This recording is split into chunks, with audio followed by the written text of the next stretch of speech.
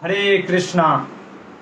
महाभारत के 7वें दिन मैं सभी जो ऑनलाइन हमारे विजिटर्स हैं जो कि इस कथा इस गैट प्रोग्राम को ऑनलाइन देख रहे हैं और यहाँ पे भी जो भी गुरुकुल के छात्र और हमारे वरिष्ठ भक्त बैठे हुए हैं, तो उन सबको प्रणाम करते हुए और गुरुजनों श्रील प्रभुपाद, गुरु शिष्य परंपरा, व्यासदेव और भगवान श्री कृष्ण को प्रणाम करते हुए मंगलाचरण करेंगे। नारायणं नमस्कृत्यं नरं चैव नरोत्तमं देवीं सरस्वतीं व्यासं ततो जयमुदीरये। हरे कृष्णा। तो बहुत से लोगों का प्रश्न था तो मैं चाहूँगा कि जो भी आपका क्वेश्चन रहा करे तो कमेंट में आप डाल सकते हो और हम मतलब कि रिक्वेस्ट करेंगे सच्चिसुत प्रभु को कि वो जब भी उनको कोई क्वेश्चन अगर इम्पोर्टेंस दिखे तो वो मेरे को इंटरफेयर करके बीच में बता सकते हैं कि हमारे सच्चिसुत प्रभु बहुत ही सेवा कर रहे हैं। तो मैं उन सबका आभारी हूँ। और ये जो आज का टॉपिक है काफ़ी मतलब कि उसकी अंडरस्टैंडिंग और मैं कहूँगा कि काफ़ी कंट्रोवर्शियल भी है। उस पर बहुत सारे मिथ हैं, मिलियर्ड्स हैं, मतलब कि अलग अलग आलोचना है, अलग अलग लोगों के मतें हैं, तो उसको भी हम देखने का प्रयास करेंगे। तो आपके जो भी कमेंट्स रहेंगे आप बोलना और बाद में भी आप क्वेश्चन कर सकते हो। मैं इसलिए धीरे धीरे करके चल रहा हूँ क्योंकि मैं चाहता हूँ कि आपको जो ये महाभारत की कहानी है ये सिर्फ आपको इतिहास के रूप में जस्ट फॉर इंफॉर्मेशन बेसिस ना पता चले, ये हमारे लाइफ में ट्रांसफॉर्मेशन मिला है। क्योंकि महाभारत जो है वेद व्यास जी ने पर्पस के साथ और इसमें बहुत गुह्य चीज मिस्ट्री इंफॉर्मेशन के साथ साथ धर्म के मेन चीज जो धर्म है उसके बारे में बतलाया है।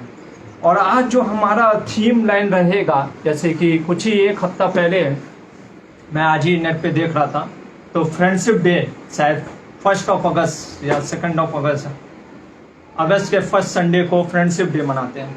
तो मैंने सोचा कि क्यों ना थीम भी आज का रख देते हैं फ्रेंडशिप। तो आज का जो हमारा थीम लाइन होगा ना it will be friendship only. हमारा फ्रेंडशिप के ऊपर थीम लाइन रहेगा। देखेंगे 3 दोस्तों की कहानी और सीखेंगे उनके जीवन में 3 फ्रेंड्स मतलब 3 एक तरीके कह सकते हैं 3 दोस्तों की जोड़ी देखेंगे। 3 जोड़ों एक्चुअली में 3 पेयर्स ऑफ फ्रेंड्स कह सकते हैं। आज देखने का प्रयास करेंगे अपने इस महाभारत में, क्योंकि महाभारत सिर्फ हमें इंफॉर्मेशन नहीं, जैसे लाइफ में जो भी हम सिचुएशन हैंडल करते हैं वो सारे चीज वो सारे फैक्टर महाभारत में बतलाते हैं। फ्रेंडशिप अगर देखोगे तो फ्रेंडशिप क्या है हर कोई जानता है, दोस्ती क्या चीज़ है, ठीक है, बहुत कॉमन वर्ड है। और ऐसा रिलेशनशिप है कि हर कोई अनुभव करता है, लेकिन कुछ ही लोग उसको एक्सपीरियंस के तहत पे समझ पाते हैं। महाभारत में 2 चीज के बारे में वर्णन करता है फ्रेंडशिप के। पहला वो लोग जो जिनके दोस्त होते हैं, one who has a friend, ठीक है, उनके बारे में बोलता है, one who has a friend. और दूसरा जो खुद अपने में एक दोस्त है किसी का, एक हमारा कोई दोस्त होना और दूसरा मैं किसी का दोस्त हूं। One who has a friend, one who is a friend कह सकते हैं।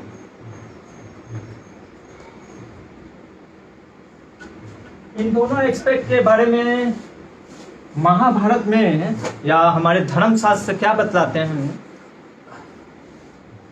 जैसे कोई भी चीज हम पढ़ते हैं, हमारा एटीट्यूड क्या है बहुत इंपॉर्टेंट मैटर करता है। कहते हैं ना attitude is everything, attitude leads to altitude, ऐसे भी बोलते हैं। क्योंकि क्या आपका एटीट्यूड है बहुत इंपॉर्टेंट मैटर रखता है हमारे जीवन में। जैसे एक घटना मेरे को याद आती है। एक बार मैं ऐसे ही खाने के लिए हम लोग बैठे हुए थे, तो हमारे एक मित्र उस दिन, जैसे कई बार अगर खास तौर से भक्तों के समाज में कुछ फीस्ट रहता है तो एक अलग सा ही उत्साह रहता है, तो हम पहले ही लाइन पे बैठ जाते हैं। तो एक मेरे मित्र बगल में बैठे थे, तो फीस्ट के समय हमारी निगाहें अपने प्लेट पे कम और दूसरों के प्लेट पे ज़्यादा रहती है कि कुछ तो आइटम मिस नहीं ना हो गया, क्योंकि इतने आइटम रहते हैं। तो समहाउ अदर उसने मेरे प्लेट में देखा कि मेरे प्लेट में, मेरे फ्रेंड ने, कि उसको रबड़ी नहीं मिला है। तो वो कहता है अरे ये कहाँ था? मैंने कहा अरे वो लास्ट वाला काउंटर, अरे छूट गया। तो वो किसी को बोलता है कि जरा रबड़ी लेके आओ प्रभु।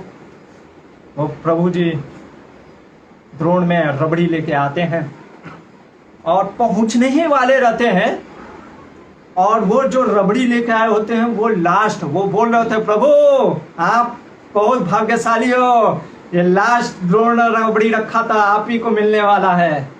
और वो ऐसा बोलते हुए आ रहे थे, अचानक से कोई भक्त से उनकी टक्कर हो जाती है और वो रबड़ी जाके पूरा गिर जाता है जमीन पे, द्रोण पलट जाता है। ये प्रभु जी जिनको रबड़ी नहीं मिला था उनका देखने वाला हाल था। वो कहते हैं अरे प्रभु, मतलब कि इतना क्रोध जैसे सही में कान से धुआं निकल रहा था। ऐसे वो क्रोधित होकर के कहते हैं कि प्रभु आपको इतनी समझ नहीं है, ये महाप्रसाद है। वो मतलब लेक्चर देने लग जाते कि प्रसादम का आप अन्याय कर रहे हो, आपको समझ में नहीं आता, आपको कितना केयरफुल रहना चाहिए। वो इतनी लंबी लंबी क्यों लेक्चर दे रहे थे? क्योंकि उनको रबड़ी मिला नहीं था। मेन लॉजिक ये था। वो प्रभु जी भी अब कहने लगे प्रभु देखो आपके भाग्य में लिखा ही नहीं था, इसीलिए आपको रबड़ी नहीं मिला। तो कई बार क्या होता है ना, हम दूसरे का रोल प्ले अदा करने पड़ते हैं। मतलब यहाँ पे क्या होना चाहिए था, वो जो प्रभु जी के से गिर गया उनका क्या एटीट्यूड होना चाहिए, क्या होना चाहिए था? क्षमा मांगते, हाँ, कि अरे गलती हो गया प्रभु जी, मेरे को सावधान रहना चाहिए था, ठीक है। पर वो क्या करे, तुम्हारे कर्मा में ही नहीं लिखा था इसलिए तुमको नहीं मिला रबड़ी। और ये प्रभु जी का क्या होना चाहिए था, इनका एटीट्यूड होना चाहिए था कि शायद मेरे भाग्य में नहीं लिखा था, जाने दो कोई बात नहीं, रबड़ी नहीं मिला। लेकिन ये क्या करें, तुम लापरवाह हो, बेशरम हो, प्रसाद का वैल्यू नहीं समझ रहे हो, इसलिए तुमने गिरा दिया। तो क्या होता है, कई बार हम दूसरे का रोल अदा करने लगते हैं। इसलिए बहुत जरूरी है कि शास्त्रों को भी हम समझेंगे तो एटीट्यूड बहुत इंपॉर्टेंट है। तो इसमें व्यासदेव बताते हैं कि जो हम जैसे फ्रेंड हैं, ठीक है ना, तो अगर फ्रेंडशिप बहुत लंबे समय तक चलाना है, ठीक है ना, तो हमें कभी भी फेवर नहीं लेना चाहिए किसी दोस्त का। क्या नहीं लेना चाहिए? फेवर, ठीक है। मतलब कि उसका जैसे नहीं, कुछ लोग कहते हैं अरे मेरा दोस्त है IAS या मेरा दोस्त है मंत्री का बेटा है, तो उससे फेवर लेने लग जाते हैं, तो वो लॉन्ग टर्म रिलेशनशिप फ्रेंडशिप नहीं रहता। और जो दूसरा कोई भक्त होता है, जैसे हम किसी के दोस्त हैं, हमारा कोई दोस्त है, तो अगर उसको जरूरत पड़े, उसको अगर जीवन में कुछ जरूरत पड़े तो हमें उसको मदद जरूर करना चाहिए, ठीक है, समझे। एटीट्यूड क्या बोल रहे व्यासदेव, आप किसी के दोस्त हो तो हमें किसी से फेवर नहीं लेना चाहिए। हमारा कोई दोस्त अगर जरूरतमंद में पड़े तो उसकी मदद करनी चाहिए, ये एटीट्यूड रहना चाहिए। एटीट्यूड बहुत इम्पोर्टेंट है आज के किसके क्लास के लिए, क्योंकि जो आज हम डिस्कशन करने वाले हैं उसमें हम देखेंगे, फिर से आज 2-3 कैरेक्टर आएंगे और एक जो मेन कैरेक्टर जिसकी बात आज हम बात करेंगे, देखने का प्रयास करेंगे कि उसका कैरेक्टर क्या है। इसीलिए मैंने पहले ही प्रश्न लिख दिया, पहला प्रश्न, कर्ण क्या साजिश में शामिल था? कौन सा साजिश? देखेंगे कौन सा साजिश। कर्ण का चरित्र, एटीट्यूड, कैरेक्टर कैसा था, देखेंगे जो भी था। क्या कर्ण के प्रति सहानुभूति होनी चाहिए, sympathy, does Karna deserve the sympathy, देखेंगे, ये भी देखेंगे। ये आज का हमारा मेन कैरेक्टर है। लेकिन उस तक पहुंचने से पहले बात कर लेते हैं। तो जैसे मैंने बताया कि एटीट्यूड के, तो ये सर्कुलर की तरह चलता है। आप देखोगे हमारे वैदिक संस्कृति में हर चीज सर्कुलर होता है मोस्टली।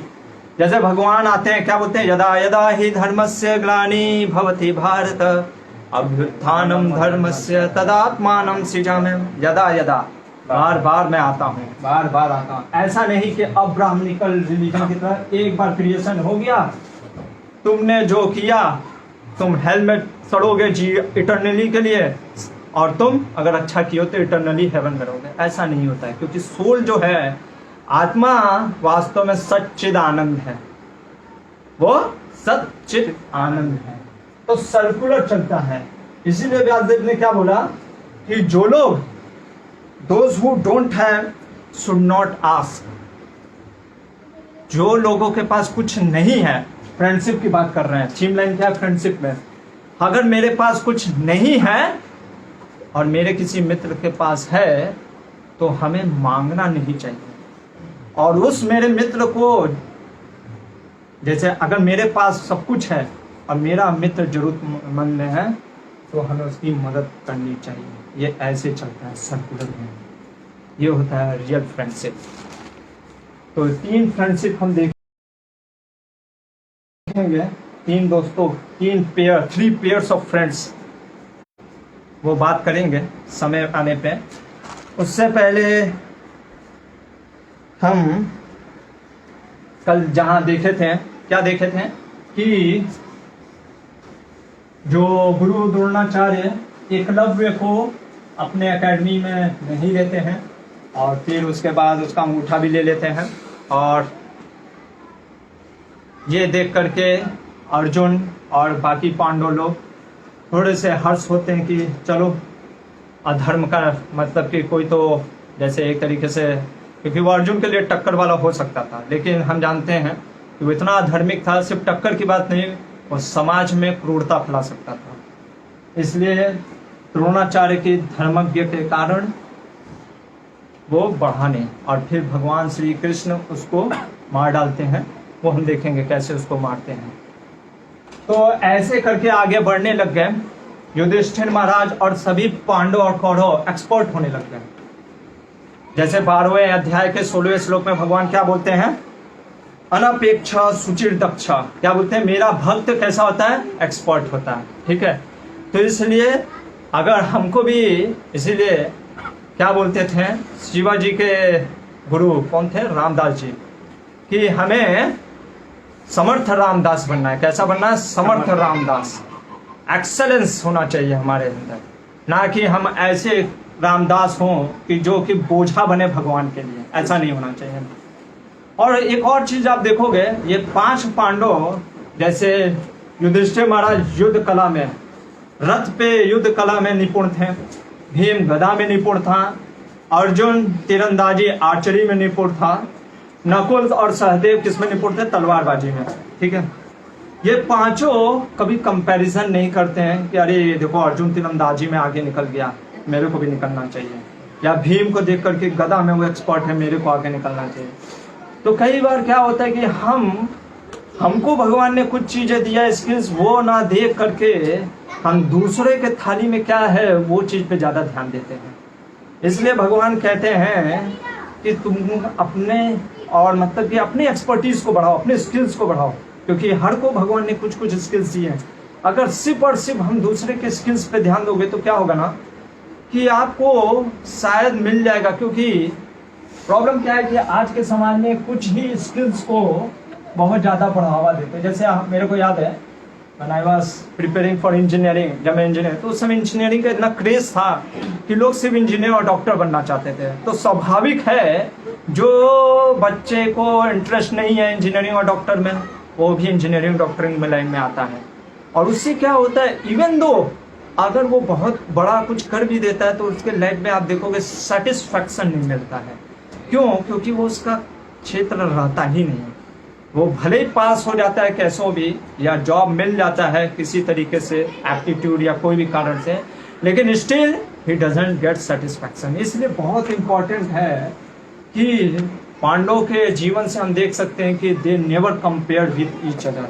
दैट्स वाई, क्योंकि ये कंपैरिजन कैसा है ना, ये कैंसर सेल की तरह होता है। कैसा? Cancer cell. कैंसर सेल क्या होता है? कैंसर सेल छोटा होता है, छोटा होता है लेकिन वो बाद में बढ़ जाता है और वो पता नहीं चलता है।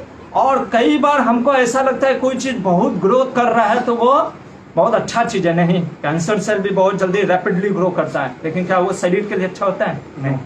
तो इसीलिए ये कंपैरिजन माइंड दिमाग में छोटा सा इसे स्टार्ट करेगा, लेकिन हमको लगता है कि अरे कुछ दिक्कत नहीं है, बाद में वो इतना दिक्कत कर देता है कि हमारा खुद का अपना दिक्कत से स्टार्ट हो जाता है। तो ये चीज हम देखते हैं।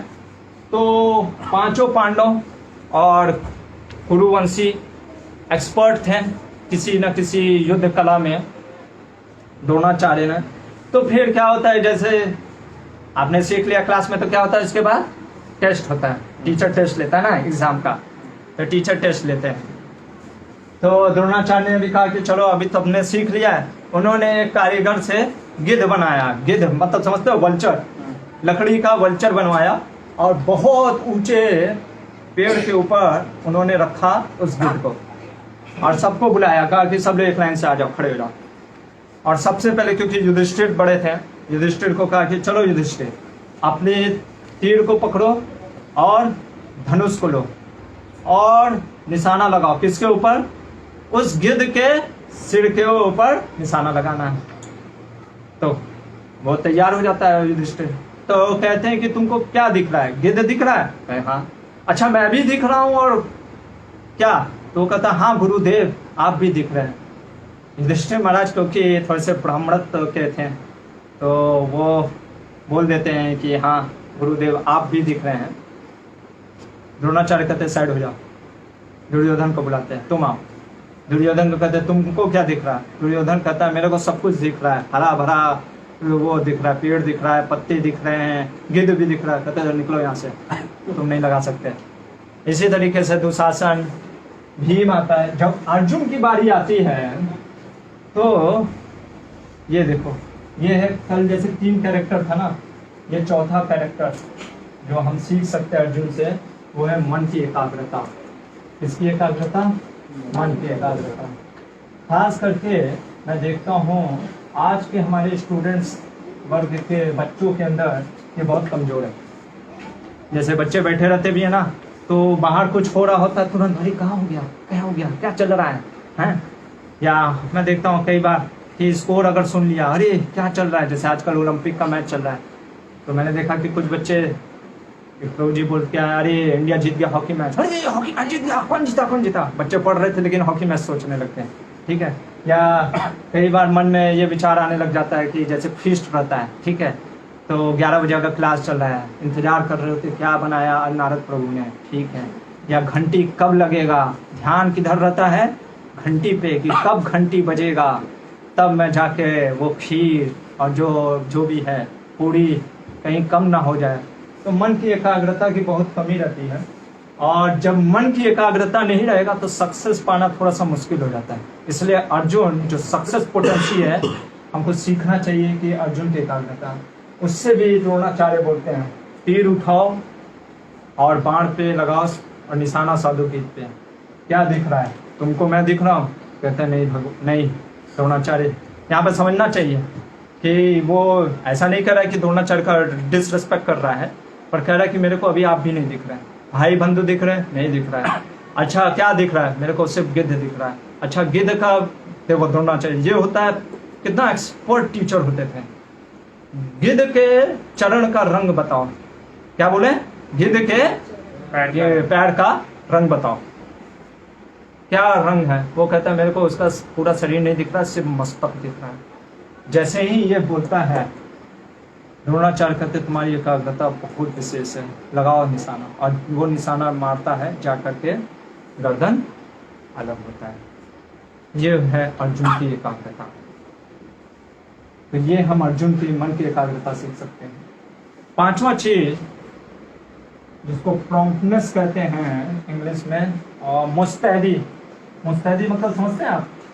मुस्तैद होना, जैसे कि अलर्टनेस। हाँ अलर्टनेस कह सकते हो एक तरीके से। अलर्टनेस तो कल देखा था यहाँ पे, मुस्तैदी करने मतलब तुरंत एक्शन लेने वाला, क्विक एक्शन। हाँ चुस्ती फुर्ती, क्विक रिस्पॉन्स देना। तो वो अब हम देखेंगे क्या था उसके अंदर मुस्तैदी। तो क्या होता है एक बार, क्योंकि गुरुकुल में गुरु के साथ रहते हैं बच्चे, तो जैसे आप लोग जाते हो यहाँ पे स्वर्ण रेखा नदी में नहाने, कोई टीचर के साथ निकल जाते हो, ठीक है। तो ऐसे ही द्रोणाचार्य के साथ सभी बच्चे कहाँ चले गए, नहाने के लिए गंगा नदी में नहाने लग गए। अभी गंगा नदी में कई बार मगरमच्छ आ जाते हैं, ठीक है ना। मगरमच्छ आ जाने के कारण, अच्छा है याद दिलाइएगा, आज थोड़ा सा आपस धर्म भी बताएंगे। जैसे आप सुन ही लो, ठीक है, अभी निकल गया आवाज़ तो बता ही देता हूँ। मायापुर धाम गए थे, गंगा में हम नहा रहे थे, तो एक हमारे भक्त ने बताया, तो किसी ने ऐसे ही पूछ लिया कि अरे प्रभु जी मगरमच्छ आ जाएगा तो किसी ने बोला अरे यहाँ पे मगरमच्छ नहीं आता है, पर हमारे भक्त ने कहा मगरमच्छ आता है। और उन्होंने एक कहानी बताई जो कि रियल इंसिडेंट है।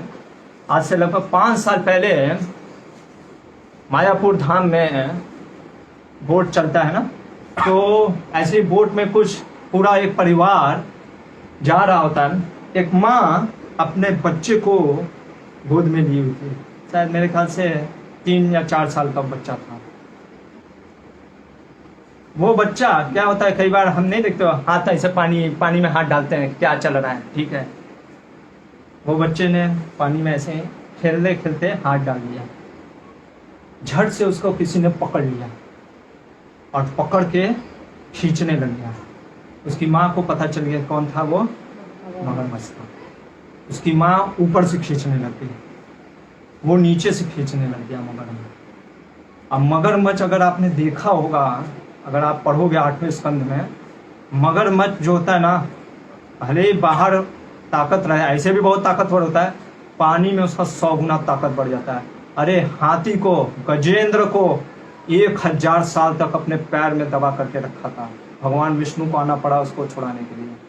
तो मगर जैसे कहते हैं ना, पानी में मगर से वैर नहीं करते हैं, ठीक है। तो इतना वो ताकत था, जो नाव चलाने वाले ने बोला कि सुनिए माता जी, अगर इस बच्चे को नहीं छोड़ा, अगर इस बच्चे को नहीं छोड़ा तो क्या हो जाएगा, हम सब मरेंगे। क्यों?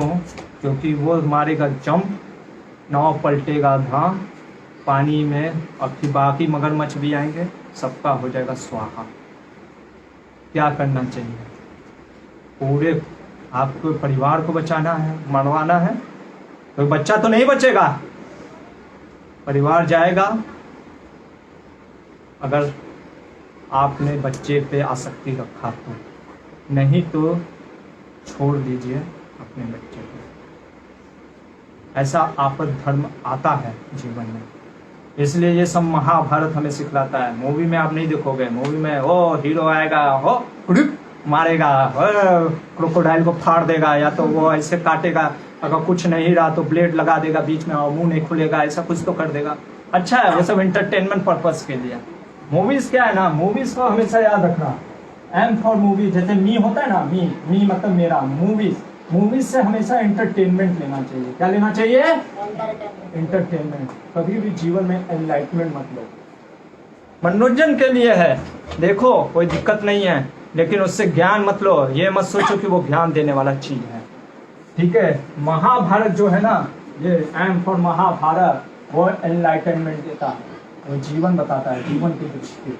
तो ऐसे आपद धर्म आते हैं, और वो माता जी को ना चाहते हुए भी अपने बच्चे को छोड़ना पड़ गया। तो ये चीज़ था। तो मैं ये क्यों चीज़ बता रहा था, मुस्तैदी क्या चीज़ आ गया था इस चीज़ से कि हाँ, गंगा के किनारे पे, तो ऐसे ही गंगा के किनारे पे नहा रहे थे द्रोण और सभी पांडव और कौरव। तो भाग्यवश या कुछ भी कह सकते हैं, काल के प्रभाव के कारण मगरमच्छ ने ब्राह्मण द्रोण के भी पैर को पकड़ लिया। अभी ये देख करके सभी देख रहे हैं, कौन देख रहा है? कौरव पांडव सभी देख रहे हैं। ये देख करके सब हाँ ऐसे हो गए, अभी क्या करना है, ठीक है ना। कई बार नहीं, अचानक से कुछ हो जाता है तो हम लोग को दिमाग नहीं चलता यार ये अभी करना क्या है। वहां पे ये दिखता है कि आप कितने क्विक रिस्पॉन्स हो, क्विक अलर्टनेस, आप एक्शन। अर्जुन ने जैसे ही देखा, उसका करेज देखो, क्योंकि द्रोण से इतना प्रेम था, और रिस्पांस देखो, तुरंत एक्शन लिया। उसने क्या किया, अपने धनुष को पकड़ा, तीर निकाला, एक साथ 5 बाण मारे, और कहा, जो क्रोकोडाइल का मुंह ऐसे था, ऐसे का ऐसे 5 बाण मार के ऐसे कर दिया। कल हमने देखा था एक और किसी ने मारा था बाण, 7 बाण। कौन मारा था जानते हो? एकलव्य ने मारा था। एकलव्य ने किस लिए मारा था? क्योंकि उसके ऊपर कुत्ता भौंक रहा था। वो नहीं देखा, अरे खुद तुम काला है, मैला है, कुत्ता तो भौंकेगा ही ना, पर वो ध्यान नहीं दिया। वो कहा, अरे मेरे ऊपर भौंक रहा, अभी तेरे को बताता हूँ, ले जाना दे। यहाँ पे अर्जुन ने किसके लिए मारा? अपने गुरु को बचाने के लिए मारा। ये है डिफरेंस एकलव्य और अर्जुन में। एकलव्य जैसे लोग सिर्फ अपने बारे में सोचते हैं और अपनी शक्ति का प्रदर्शन अपने लिए करते हैं, और द्रोणाचार्य जैसे धर्म के गुरु को बचाने के लिए अर्जुन जैसे लोग मुस्तैदी रखते हैं। इसलिए एकलव्य से कभी सिंपैथी नहीं रखना चाहिए कि अरे बेचारे का अंगूठा काट दिया। हम कल बताए भी थे, अंगूठा क्यों काटा? महान दिखाने के लिए। कई बार हम चैरिटी भी करते हैं, किस लिए? 2 लाख करोड़ रुपया दिखाने के लिए। जैसे नहीं, मेरे को याद है जब काला धन, मतलब वो क्या हो गया था, नोटबंदी हो गया, तो हमारे पुणे में जो अध्यक्ष थे उनको कॉल आया कि प्रभु जी हम आपको 1 करोड़ रुपया देना चाहें। अभी नोट बंद हो गया है, कहाँ करेंगे? बाहर देंगे बैंक में, तो भैया कहाँ से 1 करोड़ रुपया आया? तो वो दिखाने के लिए कि अरे अभी तो कुछ कर नहीं सकते, चलो भगवान को दे देते हैं। तो ऐसे ऐसे लोग भी रहते हैं, ठीक है, तो वो कार्य करते हैं। तो ये चीज़ देखें, तो जब ऐसा हुआ, द्रोणाचार्य ने प्रसन्न हो गया। किससे? अर्जुन से। और अर्जुन को इतना प्रसन्न हो गए, और वो समझ गए कि अर्जुन बहुत तपस्वी व्यक्ति है। उन्होंने एक चीज दे दिया जो कि किसी को नहीं दिया था, और वो देते वक्त उन्होंने बोला था, ब्रह्मशीर, जिसका नाम ब्रह्मास्त्र भी है, ब्रह्मशीर करके एक अस्त्र है, जो कि इस अस्त्र को धारण करने के लिए द्रोणाचार्य कहते हैं एक ब्रह्मचर्य ब्राह्मण या एक तपस्वी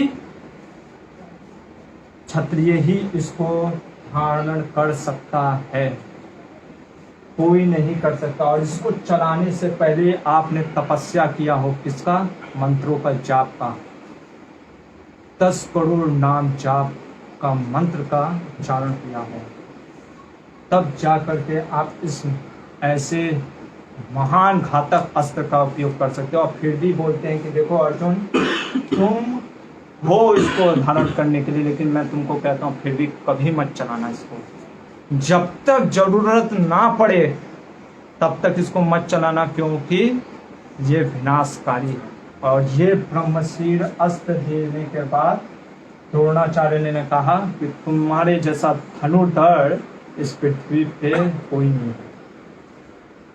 ये चीज हो गया। इसके बाद आप देखोगे कि फिर द्रोणाचार्य ने कहा कि देखो भाई, अभी टेस्ट भी हो गया, सबका मतलब क्वालिफाई कर गए IIT में, ठीक है। और फिर उनके मम्मी पापा को बताया, युधिष्ठिर के माँ को, कुंती को, और उधर धृतराष्ट्र को भी। तो धृतराष्ट्र बोलता है विदुर से कि मैं देखना चाहता हूँ। क्या देखना चाहता हूँ? कि मेरे पुत्र लोगों ने क्या क्या अस्त्र शस्त्र कौशल सीखा है। तो उसके लिए एक रंगमंच की तैयारी करो। रंगमंच मतलब जैसे होता है ना, जैसे एक स्टेडियम जहाँ पे कि आप एग्जीबिशन मैच लगता है, वहाँ पे अपना रंगमंच की तैयारी करो। अब रंगमंच कैसा बनाया? समतल भूमि लिया, ऐसा नहीं कि उबड़ खाबड़, समतल भूमि। जैसे अभी आप पढ़ोगे भी, कौन सा वास्तुशास्त्र हमारे कोर्स में दिया, तो एक पर्टिकुलर नक्षत्र के दिन वास्तु पूजा करके ब्राह्मणों को दान दक्षिणा देने के बाद वहाँ पर एक भवन बनाया गया। कैसा भवन? यहाँ पे अस्त्र शस्त्र रखे जा सकें। स्त्रियों के लिए ऊंचा भवन बनाया गया ताकि वो ऊपर बैठ सकें, ठीक है। और फिर एक निश्चित दिन तय किया गया, जिस दिन रंगमंच में आकर के ये सारे कौरव पांडव अपना युद्ध का कौशल दिखाएंगे। धृतराष्ट्र आए, भीष्म आया, भूरिश्रव आया, सोमदत्त आया, बहलीक आए, ऐसे अन्य राजा, कई राजा उस दिन पहुंचते हैं। कुंती आती है और अन्य राजभवन की स्त्रियां पहुंचती हैं, सभी बैठ जाते हैं। एक एक करके सब स्टार्ट करते हैं। कोई घोड़े से घुड़सवारी दिखाता है, कोई हाथी पे चढ़ के दिखाता है, कोई अपने रथ पे चढ़ के दिखाता है, सब एक एक करके युधिष्ठिर महाराज युद्ध कौशल में अपना दिखाते हैं परिपक्वता, सभी कौरव दिखाने लगते हैं और इस तरीके से सभी अपनी अपनी दक्षता को बतलाने लगते हैं। द्रोण और अश्वत्थामा भी आए हुए रहते हैं और द्रोण जी भगवान को याद करके फिर युद्ध भीम और दुर्योधन को कहते हैं कि गदा युद्ध करो। दोनों जब गदा युद्ध करना स्टार्ट करते हैं तो ऐसा लगता है कि कोई जीत ही नहीं सकता, क्योंकि कभी भीम मारता था, कभी दुर्योधन मारता था। दोनों एक दूसरे के ऊपर प्रहार करते हैं, कोई जीतने वाला नहीं होता है। तो द्रोणाचार्य अश्वत्थामा को भेजते हैं, कहते हैं दोनों की लड़ाई रोको। क्योंकि क्या होता है कई बार जैसे नहीं आप देखते हो कि दो फ्रेंड्स आर्ग्यूमेंट स्टार्ट करेंगे, अरे तू ऐसा है, वो कब आर्ग्यूमेंट एनिमी में हो जाता है कि हाथापाई स्टार्ट हो जाता है, वो आर्ग्यूमेंट रह ही नहीं जाता है। वो मतलब फिर बात विवाद से मुलाकात की जगह मुकालात होने लग जाता है। ठीक है, तो इसलिए अभी क्या हो जाता है कि द्रोणाचार्य को समझ में आ जाता है ये दोनों अब द्वेष हो गया है, अब इन दोनों को छुड़ाना पड़ेगा। अब दोनों युद्ध कौशल नहीं कर रहे थे, अब दोनों एक दूसरे के ऊपर प्रहार करने लग गए थे। अश्वत्थामा बीच में आता है और कहता है रुको, छोड़ो ये सब। गुरु द्रोणाचार्य का आदेश है कि भीम निकल जाता है, ये भी निकल जाता है, क्या नाम है, दुर्योधन। फिर किसको बुलाते हैं? द्रोणाचार्य अपने प्रिय शिष्य, किसको? अर्जुन को। अर्जुन आता है और जैसे ही जब अर्जुन आता है तो एक कोलाहल सा मचने लगता है। सब कहते हैं अरे ये देखो अर्जुन आ गया, इंद्र का पुत्र, कुंती का मध्य पुत्र। ये धृतराष्ट्र को उसको प्रॉब्लम हो जाता है, उसको पछता नहीं है। ठीक है, वो देखेंगे तो वो कहता है विदुर, क्योंकि विदुर बगल में बैठे होते हैं, बता देते हैं। वो कहता है ये कोलाहल क्या मच रहा है? तो वो बताते हैं कि अर्जुन अब आया है। अच्छा अर्जुन आया है, ठीक है, अभी क्या कर सकता है। तो अर्जुन आया। अर्जुन को बहुत से शस्त्र, उसने पहले अग्नि शस्त्र मारे, वायु शस्त्र मारे, उसने ऐसे शस्त्र मारे कि बड़े बड़े पहाड़ बना दिए। फिर उसी शस्त्र को मार करके उस पहाड़ को काट के दिए। फिर क्या करते हैं द्रोणाचार्य, एक सोने का नहीं, लोहे का सूअर होता है, लोहे के सूअर को ऐसे घुमाते हैं। कैसे घुमाते हैं? सर्कल में। और अर्जुन को कहते हैं तीर मारने के लिए। अर्जुन क्या करता है, सोचो, लोहे का जो सूअर इतना तेजी से घूम रहा है, उसका मुंह खुला है, इतने तेजी में अर्जुन 7 बाण, कितने बाण? 7 बाण उसके मुंह में मार देता है। फिर इतना नहीं, एक सिंह होता है, वो ऐसे हिलता रहता है। ठीक है, उसके सिंह के छेद में, ठीक है, सिंह के छेद में अर्जुन ऐसे तीर मारता है, एक के बाद एक, ऐसे तीर, ऐसे तीर, ऐसे 21 बाण मारता है। इस तरीके से कौशल प्रदर्शन दिखाते हुए, ये देखो एक्सपर्टीज होता है। भगवान बोलते हैं ना कि दक्ष होता है मेरा भक्त, तो वो एक्सपर्ट होता है हर चीज में। वो कौशल प्रदर्शन क्यों कर रहे थे? अपनी दक्षता प्रदर्शन करने के लिए सिर्फ नहीं, वो हम देखेंगे क्यों भीम और ये लोग का, पांडवों का क्या ध्येय था इस सब चीज करने में। जब ये कर रहे होते हैं उसी समय, जब इतना होने के बाद अर्जुन अपना अभी गांडीव नहीं, मतलब धनुष रख ही रहा था, कोई तो आता है और एक एंट्री होता है कर्ण का। जब वो आता है तो वो क्या करता है, ताल ठोकते हुए आता है। नहीं, ताल ठोकते हैं लोग ऐसे बजाते हुए, और इतने घमंड से खुद लिखा है व्यासदेव ने कि वो ताल ठोकते हुए अभिमान की तरह चलते हुए, जैसे नहीं शेर जब चलता है, शेर ऐसे नहीं, देखा होगा, देखा तो नहीं होगा, टीवी में देखा होगा कि शेर कैसे चलता है, तो वो एकदम गरजते हुए ऐसे अभिमान की तरफ आता है। तो सभी की निगाहें उसी के ऊपर पड़ने लगती। क्यों? क्योंकि उसके जो शरीर पे था कवच था और कुंडल था, उसके वजह से वो तेजस्वी दिख रहा होता है। वो कर्ण का जब एंट्री होता है, उसके एंट्री में वो क्या बोलता है, वो ललकारता है अर्जुन को और कहता है सुनो अर्जुन, तुमने जो भी किया है ना, इन सब से ज्यादा मैं करके दिखा सकता हूँ। और वो करता भी है। वो जो अर्जुन ने किया वो सब करता है, यहाँ तक कि उससे अच्छा भी करता है। व्यासदेव लिखते हैं, इसलिए मैं भी बता रहा हूँ क्या अच्छा करता है। ये इसका इंसिडेंट का चैप्टर कौन सा है, मतलब महाभारत में? ये महाभारत का इंसिडेंट का चैप्टर है, आदि पर्व का चल रहा है। आदि पर्व का ये आपका चैप्टर है 131, 132, ये सब है आदि पर्व का। तो व्यासदेव स्वयं लिखते हैं, बहुत अच्छा प्रदर्शन करता है। अभी मैच क्या चल रहा है, वर्ल्ड कप नहीं चल रहा है, क्या चल रहा है, एग्जीबिशन मैच, ऐसे कोई सीरीज हो रहा है, ध्यान देने की बात है, ठीक है ना। वर्ल्ड कप मैच नहीं है, ओलंपिक गेम नहीं है, कौन सा गेम है, ऐसे कॉमन गेम, कॉमन ऐसे गेम चल रहा है। बहुत अच्छा प्रदर्शन किया है कर्ण ने, लाजवाब, तारीफ करनी चाहिए, ठीक है। तो ये देखकर दुर्योधन खुश हो जाता है कर्ण को, अरे वाह क्या जबरदस्त आ गया। हम बस इंसिडेंट बता रहे हैं, अभी साइकोलॉजी में घुसेंगे कि क्या हरकत साइकोलॉजी है। दुर्योधन खुश हो जाता है।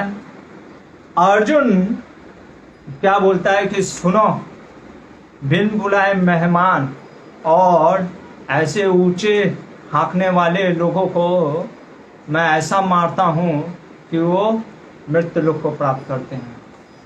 ये सुन करके कर्ण कहता है अच्छा ऐसी बात है, चला जाए एक दो कर लेते हैं, ठीक है। लेकिन उससे पहले भीम खड़ा हो जाता है। भीम क्या बोलता है, सुनो कर्ण, तुम कर्ण को कि तुम कौन हो। नहीं, भीम पहले खड़ा नहीं होता है। तो अर्जुन क्या करता है, अर्जुन द्रोणाचार्य से आशीर्वाद लेकर के क्या करने लग जाता है, पूछता है कि अब मैं युद्ध करने को तैयार हो जाता है।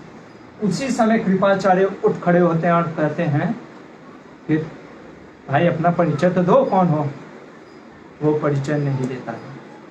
पता चलता है वो अधिरथ का पुत्र, क्योंकि उसके पिताजी भी वहीं पे आ जाते हैं। अधिरथ जो कि सूत पुत्र है, हम सब अभी बताएंगे क्या चीज है साइकोलॉजी, बस इंसिडेंट बता रहे हैं। सूत पुत्र अधिरथ, सूत अधिरथ आ जाता है और वो बताता है कि मेरा पुत्र है कर्ण, सूत पुत्र है। तो भीम खड़ा होकर के कहता है देखो तुम सूत हो, ठीक है ना, तुम्हारे हाथ में रथ चलाना अच्छा लगता है, ना कि ये सब गदा गदा, ठीक है, धनुष। और इतना कटाक्ष मार देता है, कहता है कि तुम देखो जो कुत्ता होता है ना, कुत्ता कभी यज्ञ का जो ऑब्लेशन हाविस से होता है ना उसको प्राप्त नहीं करता है यज्ञ का, ठीक है ना। तो तुम भी कुत्ते के समान इस क्षत्रिय वाला कार्य मत करो, ऐसा बोल देता है। इधर पहले ही से इन दोनों का 36 का आंकड़ा चल रहा होता है, किसका, भीम और दुर्योधन का। दुर्योधन उधर से खड़ा हो जाता है, कहता तुम ऐसे कैसे बोल सकते हो, क्षत्रिय का मतलब क्या होता है, जिसके बाहुबल में दम होता है। बाहुबली देखा होगा ना, तो बाहुबल में जिसके दम होता है, ऐसा बात है तो आ जाओ तो दो कर लेते हैं, ठीक है, अगर तुम अपने आप को इतना क्षत्रिय समझ रहे हो। और रही बात कर्ण की, तो मैं उसको अंग देश का राजा बना देता हूँ। और उसी समय अपने पिता को बोलता है कि पिताजी राजा बनाना है। पूछता नहीं है, बताता है कि राजा बनाना है। उसके पिताजी कहते हैं हाँ बेटा जो तुम्हारी इच्छा है कर दो। वहीं पर राज्याभिषेक कर देता है और राजा बन जाता है। ये हुआ पूरा इंसिडेंट, ठीक है। अब कहानी में पीछे आते हैं, ठीक है ना, रिकैप, और एक एक इंसिडेंट को देखते हैं एक एक कैमरा लगा करके किसका क्या चल रहा है साइकोलॉजी में, ठीक है। सबसे पहले किसको उठाएं, चलो कर्ण और दुर्योधन को, ठीक है ना। पहला ही आज का दोस्ती लेते हैं, कर्ण और दुर्योधन की दोस्ती, ठीक है ना। और दोनों का साइकोलॉजी देखने का प्रयास करते हैं, क्या चल रहा है दोनों के दिमाग में,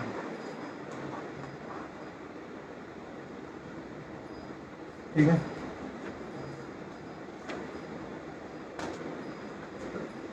पढ़ लेता हूं, नहीं तो आप कहोगे कि कहाँ से ये बोल रहे हैं। आदि पर्व, आदि पर्व का 131 चैप्टर का 12th वर्स पढ़ो आप। मैं कंकॉक्शन नहीं कर रहा हूं, मैं पढ़ भी लेता हूं।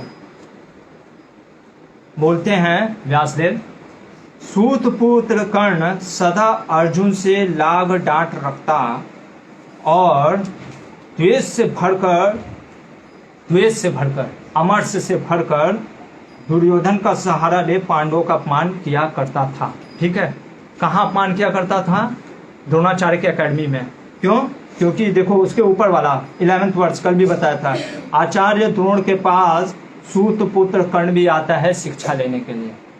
तो अभी तक हमने क्या देखा था मूवीज और स्टोरीज में कि कर्ण द्रोणाचार्य का शिष्य, नहीं पर ऐसा है? ऐसा नहीं है। तो पहला चीज द्रोणाचार्य का शिष्य द्रोण का शिष्य था।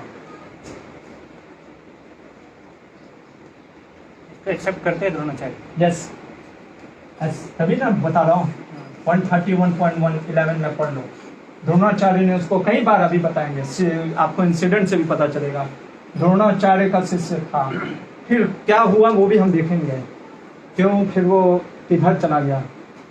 द्रोणा का शिष्य था। ठीक है, 12वें में देखा कि वो बहुत एनवियस था। क्या था? कर्ण एनवियस था। किसके प्रति? अर्जुन। अर्जुन के प्रति। आप विश्वास नहीं करोगे, मध्वाचार्य के अनुसार ये सब प्री प्लान था। ऐसे एंट्री कर्ण करेगा, ये मध्वाचार्य जी कहते हैं कि ये दुर्योधन और कर्ण का प्री प्लान था। क्या था? प्री प्लान था। आज तक किसी ने बताया ऐसा? आज तक कभी सुना ऐसा? इसीलिए गुरु की आवश्यकता पड़ती है, क्योंकि ये चीज आप नहीं समझ सकते जब तक, क्योंकि वो मध्वाचार्य वो स्वयं वेद व्यास जी से सुने।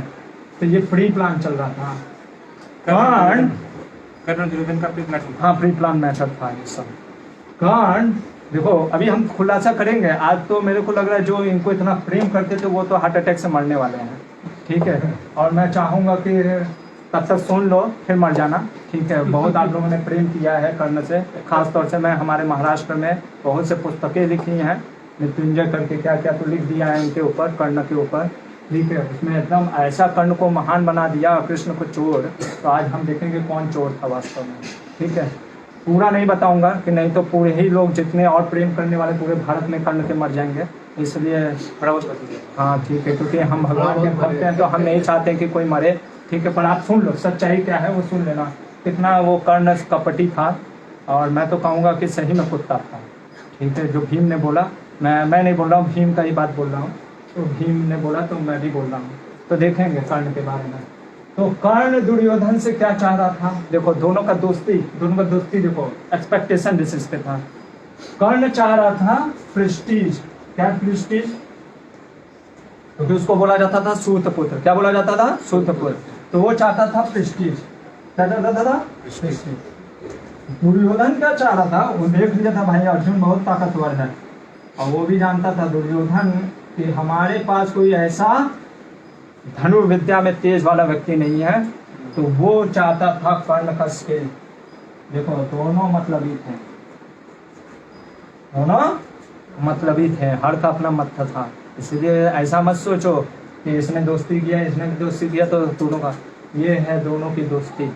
ये इससे चाहता था प्रेस्टीज, ये चाहता था क्या? स्केल। ठीक है, अभी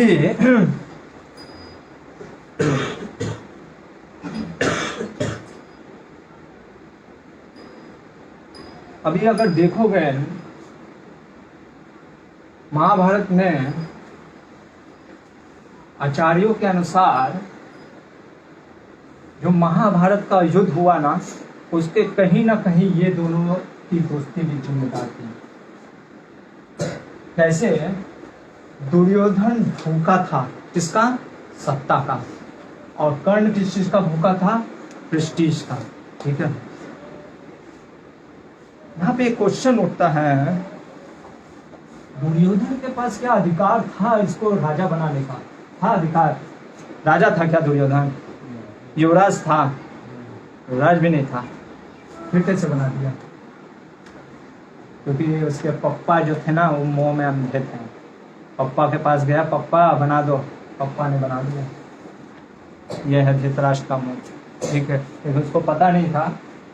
क्या होता है कई बार अधर्म ऐसा चीज होता है ना, और लगता है कि अरे कर लेने में क्या दिक्कत है। इसीलिए यमराज क्या बोलते हैं उसको, मांडव्य ऋषि को, अधर्म का फल और धर्म का फल थोड़ा सा देरी में आता है। जैसे आप बीज बोते हो आज बीज बोया तो आज ही निकलता है क्या फल? नहीं, समय लगता है, लेकिन बड़ा होता है, फिर बड़ा होकर के निकलने लगता है उसका फल। उसी तरीके से हमको लगता है कई बार कि अरे अधर्म कर दिया, कुछ तो हो नहीं रहा है, होगा। उस समय आने पर उसका प्रभाव पड़ता है, और ऐसा प्रभाव पड़ता है धृतराष्ट्र ने भी नहीं सोचा था। कमेंट्री सोचो धृतराष्ट्र के साथ क्या हुआ, कमेंट्री चल रहा है, उसको संजय बता रहा है आज तुम्हारा पहला पुत्र गया आउट, दूसरा आउट, आज 4 गए आउट, कल 10 गए आउट। मतलब समझ लो कितना दुख की बात है। अरे धृतराष्ट्र मतलब कि कितना, तेरे आज 4 बेटे मर गए, 10 बेटे मर गए, 20 गया, 50 गया, आज पूरा 100 खत्म हो गया। ऐसा उसके साथ हुआ, इसीलिए अधर्म इतना ऐसा मतलब कि रूट कॉज हो जाता है। प्रश्न है कर्ण को ऐसा कैसे बोल सकता है कि क्या बोल सकता है कि तुम सूत के पुत्र हो, तुम ठीक है। ये बहुत ध्यान देने वाला बात है। ये मध्वाचार्य के महाभारत तात्पर्य निर्णय में है। संस्कृत अगर आपको चाहिए होगा तो आप ले लेना मेरे से, इंग्लिश है या कन्नड़ में नहीं है। भक्तों की कृपा से उन्होंने मेरे को संस्कृत थोड़ा सा बता करके, इसलिए मैं आपको बता रहा हूँ, ठीक है। मध्वाचार्य जी कहते हैं भीम कर्ण को सूत पुत्र इसलिए बोला क्योंकि जैसे कल भी देखे थे, जन्म से कोई क्षत्रिय नहीं हो सकता। कुंती का बेटा था कर्ण, ठीक है, मानते हैं, ठीक है, वैसे भी किसी को पता नहीं था। लेकिन उसके बाद क्या हमने कल बताया था, गुण होना चाहिए, बिहेवियर। गुण कैसे डेवलप हो सकता है इस कलयुग में या कभी भी किसी युग में? क्योंकि हाँ, संस्कार, वेरी गुड, हरि बोल प्रभु जी के लिए, संस्कार होना चाहिए। आप देखोगे किसका, 5 पांडवों का संस्कार हुआ था, हुआ था। किसने भेजा था? वसुदेव ने भेजा था। किसको? एक कश्यप ऋषि करके उसके शिष्य को भेजा था, वहां पे संस्कार किया। इन लोग का भी संस्कार हुआ था, दुर्योधन लोग का भी, ठीक है। संस्कार के बाद भी अगर डेवलप नहीं होता है तो वो वर्ण संकरा ज्यादा है तो वो नहीं। सूत का पुत्र था, इसका संस्कार नहीं हुआ था कर्ण का। जैसे ही जन्म लिया था कुंती ने तुरंत डाल दिया था। सूत का पुत्र होने की वजह से, सूत होते कौन है, सूत वास्तव में होते कौन है? क्या ये क्या बहुत नीच चीज रहता है? नहीं। सूत का मतलब अगर आप पढ़ोगे शांति पर्व में, स्वयं शांति पर्व के में बतलाते हैं, भीष्म पितामह युधिष्ठिर महाराज को क्या कहते हैं, क्या बतलाते हैं? अगर आप देखोगे कि हाँ 85 चैप्टर में आप पढ़ लेना, क्या बताते हैं कि क्या क्या होना चाहिए। ये मंत्रिमंडल कैबिनेट में कौन कौन लोग होना चाहिए, तो वो बतलाते हैं कि 8 गुणों से युक्त एवं पुराण विद्या को जानने वाला एक सूत जाति का मनुष्य इन सब लोगों का एक मंत्रिमंडल बनावे। मतलब सूत कौन है? सूत कौन है? सूत मतलब जो है, पहले चीज की सूत होते कौन है? ये क्षत्रिय प्लस वैश्य के से निकले हुए पुत्र होते हैं। पहला चीज क्षत्रिय जैसे मतलब माता होती है, और वैश्य क्या नाम है, पिता होते हैं। इस तरीके से इनके कॉम्बिनेशन से। दूसरा चीज, ये पुराण और इस सब में इतिहास में बहुत निपुण होते हैं। पुराण और इतिहास को जैसे आप देखोगे, सूत गोस्वामी उन्होंने क्या बोला, भागवत जैसा महापुराण, नैमिषारण्य ऋषि, नैमिषारण्य के आश्रम में ऋषियों को बोला। तीसरा चीज, सूत जो होते हैं सूत्रधार होते हैं, सूत्रों में बांधते हैं कोई चीज को, तो ये सूत्रधार होते हैं। और इनमें 8 कला होती है। इसलिए कभी ऐसा नहीं सोचना चाहिए कि अरे ये तो बहुत नीच चीज है। क्या 8 चीज इनको आता है? देखो, पहला चीज, हमेशा सेवा करने में तत्पर रहते हैं। दूसरा चीज, ध्यान से बात को सुनते हैं। सोचो आज के लोग तो आज के मतलब कि कोई ध्यान से बात को सुन ही नहीं पाता। सूत तो उस समय का भी ध्यान से बात को सुनता था। तीसरा चीज, सिर्फ सुनना नहीं, समझना भी आता था उसको। चौथा चीज, समझना ही नहीं था, याद भी रख लेता था। पांचवा चीज, किसी कार्य को कैसे करना है उस पर तर्क लगाता था कि हाँ, सिर्फ ऐसे नहीं कि कुछ भी बोल दिया, तर्क लगा कर कि हाँ ऐसे करना है। छठा चीज, अगर कार्य नहीं हुआ, मान लो वो मैंने ऑप्शन दिया उससे कार्य नहीं हुआ, तो उसके पास दूसरा भी ऑप्शन रहता था कैसे करना चाहिए। ये हो गया सातवां चीज, छठा चीज। सातवां चीज, व्यवहार की जानकारी रखता था, कैसे किसके साथ व्यवहार करना है। और आठवां चीज जो कि बहुत इंपॉर्टेंट है, वो है तत्व का बोध रखता था। इतना गुण था सूत में, सोचो। हम कहते हैं अरे सूत पुत्र ऐसे बोल देते तो हमको लगता है कि अरे वो तो इतना नीच होगा। ये सूत पुत्र कौन कौन हुए हैं आप देखोगे तो सुमंत्र मंत्रिमंडल में था, किसके? दशरथ के। कीचक सूत का पुत्र था, वो भी किसका भाई हुआ? उसका नाम था क्या नाम था उसका? हाँ, सुदक्षिणा का भाई था।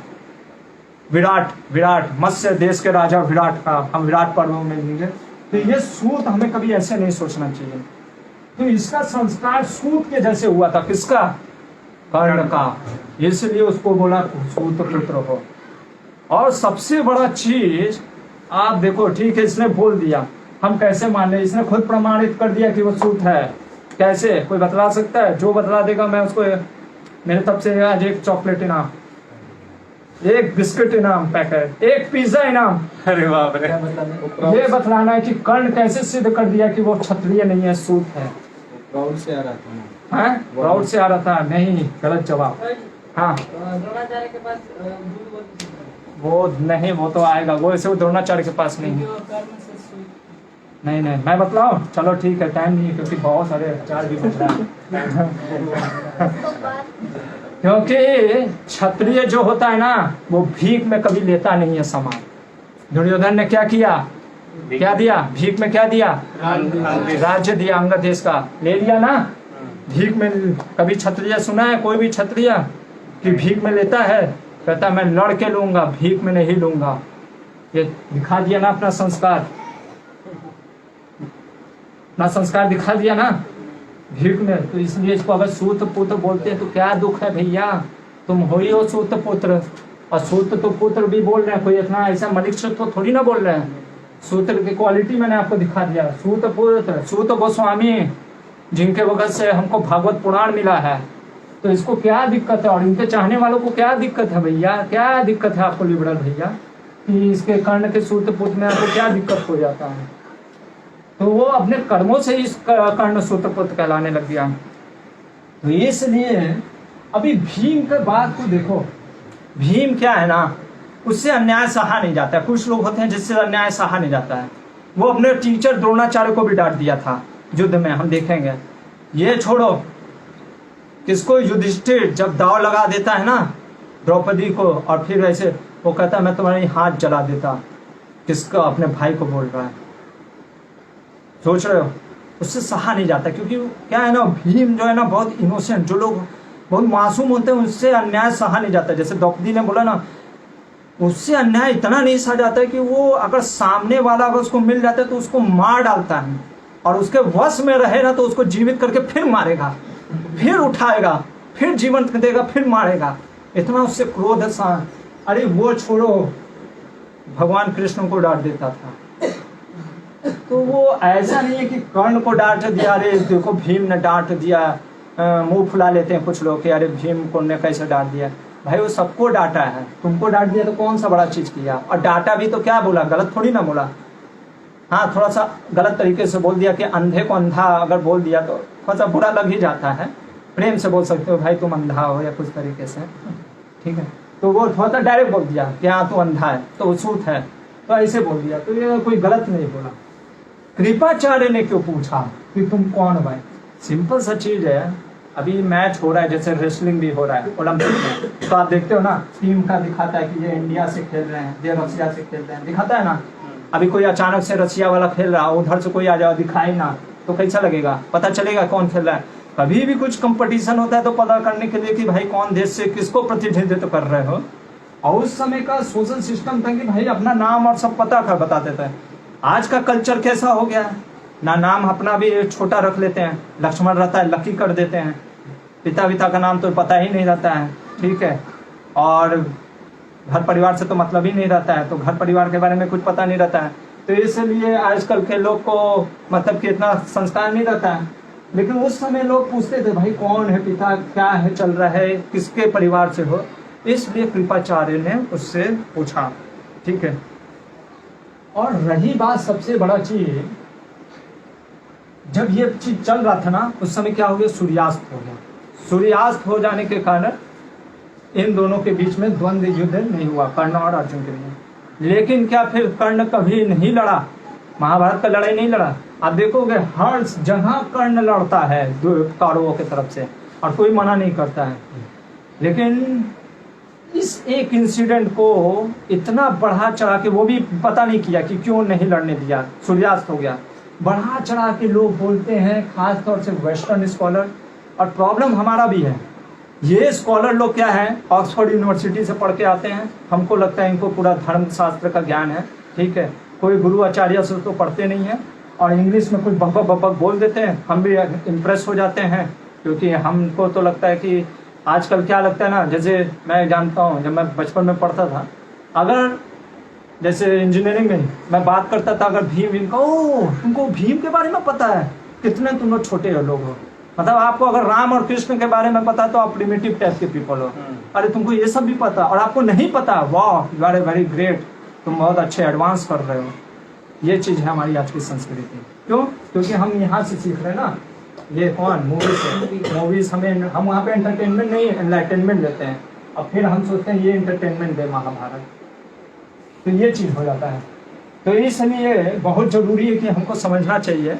तो ये जो वेस्टर्न स्कॉलर या जो थिंकर होते, खास करके से जो तोड़ने के फिराक में रहते हैं जो शास्त्र को, वो लोग इस चीज़ को इतना बढ़ा करके दिखाते हैं कर्ण का। तो मैंने जैसे बताया कि सूत पुत्र क्यों है, सूत का मतलब क्या होता है और क्यों इसको सूत पुत्र कहा गया। अभी क्या क्या कुकिंग स्टोरीज, मतलब आप पकाया हुआ स्टोरी, पहला चीज़ तो बताते हैं कि द्रोण से लिया ही नहीं, ठीक है ना। तो मैंने बता दिया कि 131.11 में आप देख लेना, ठीक है।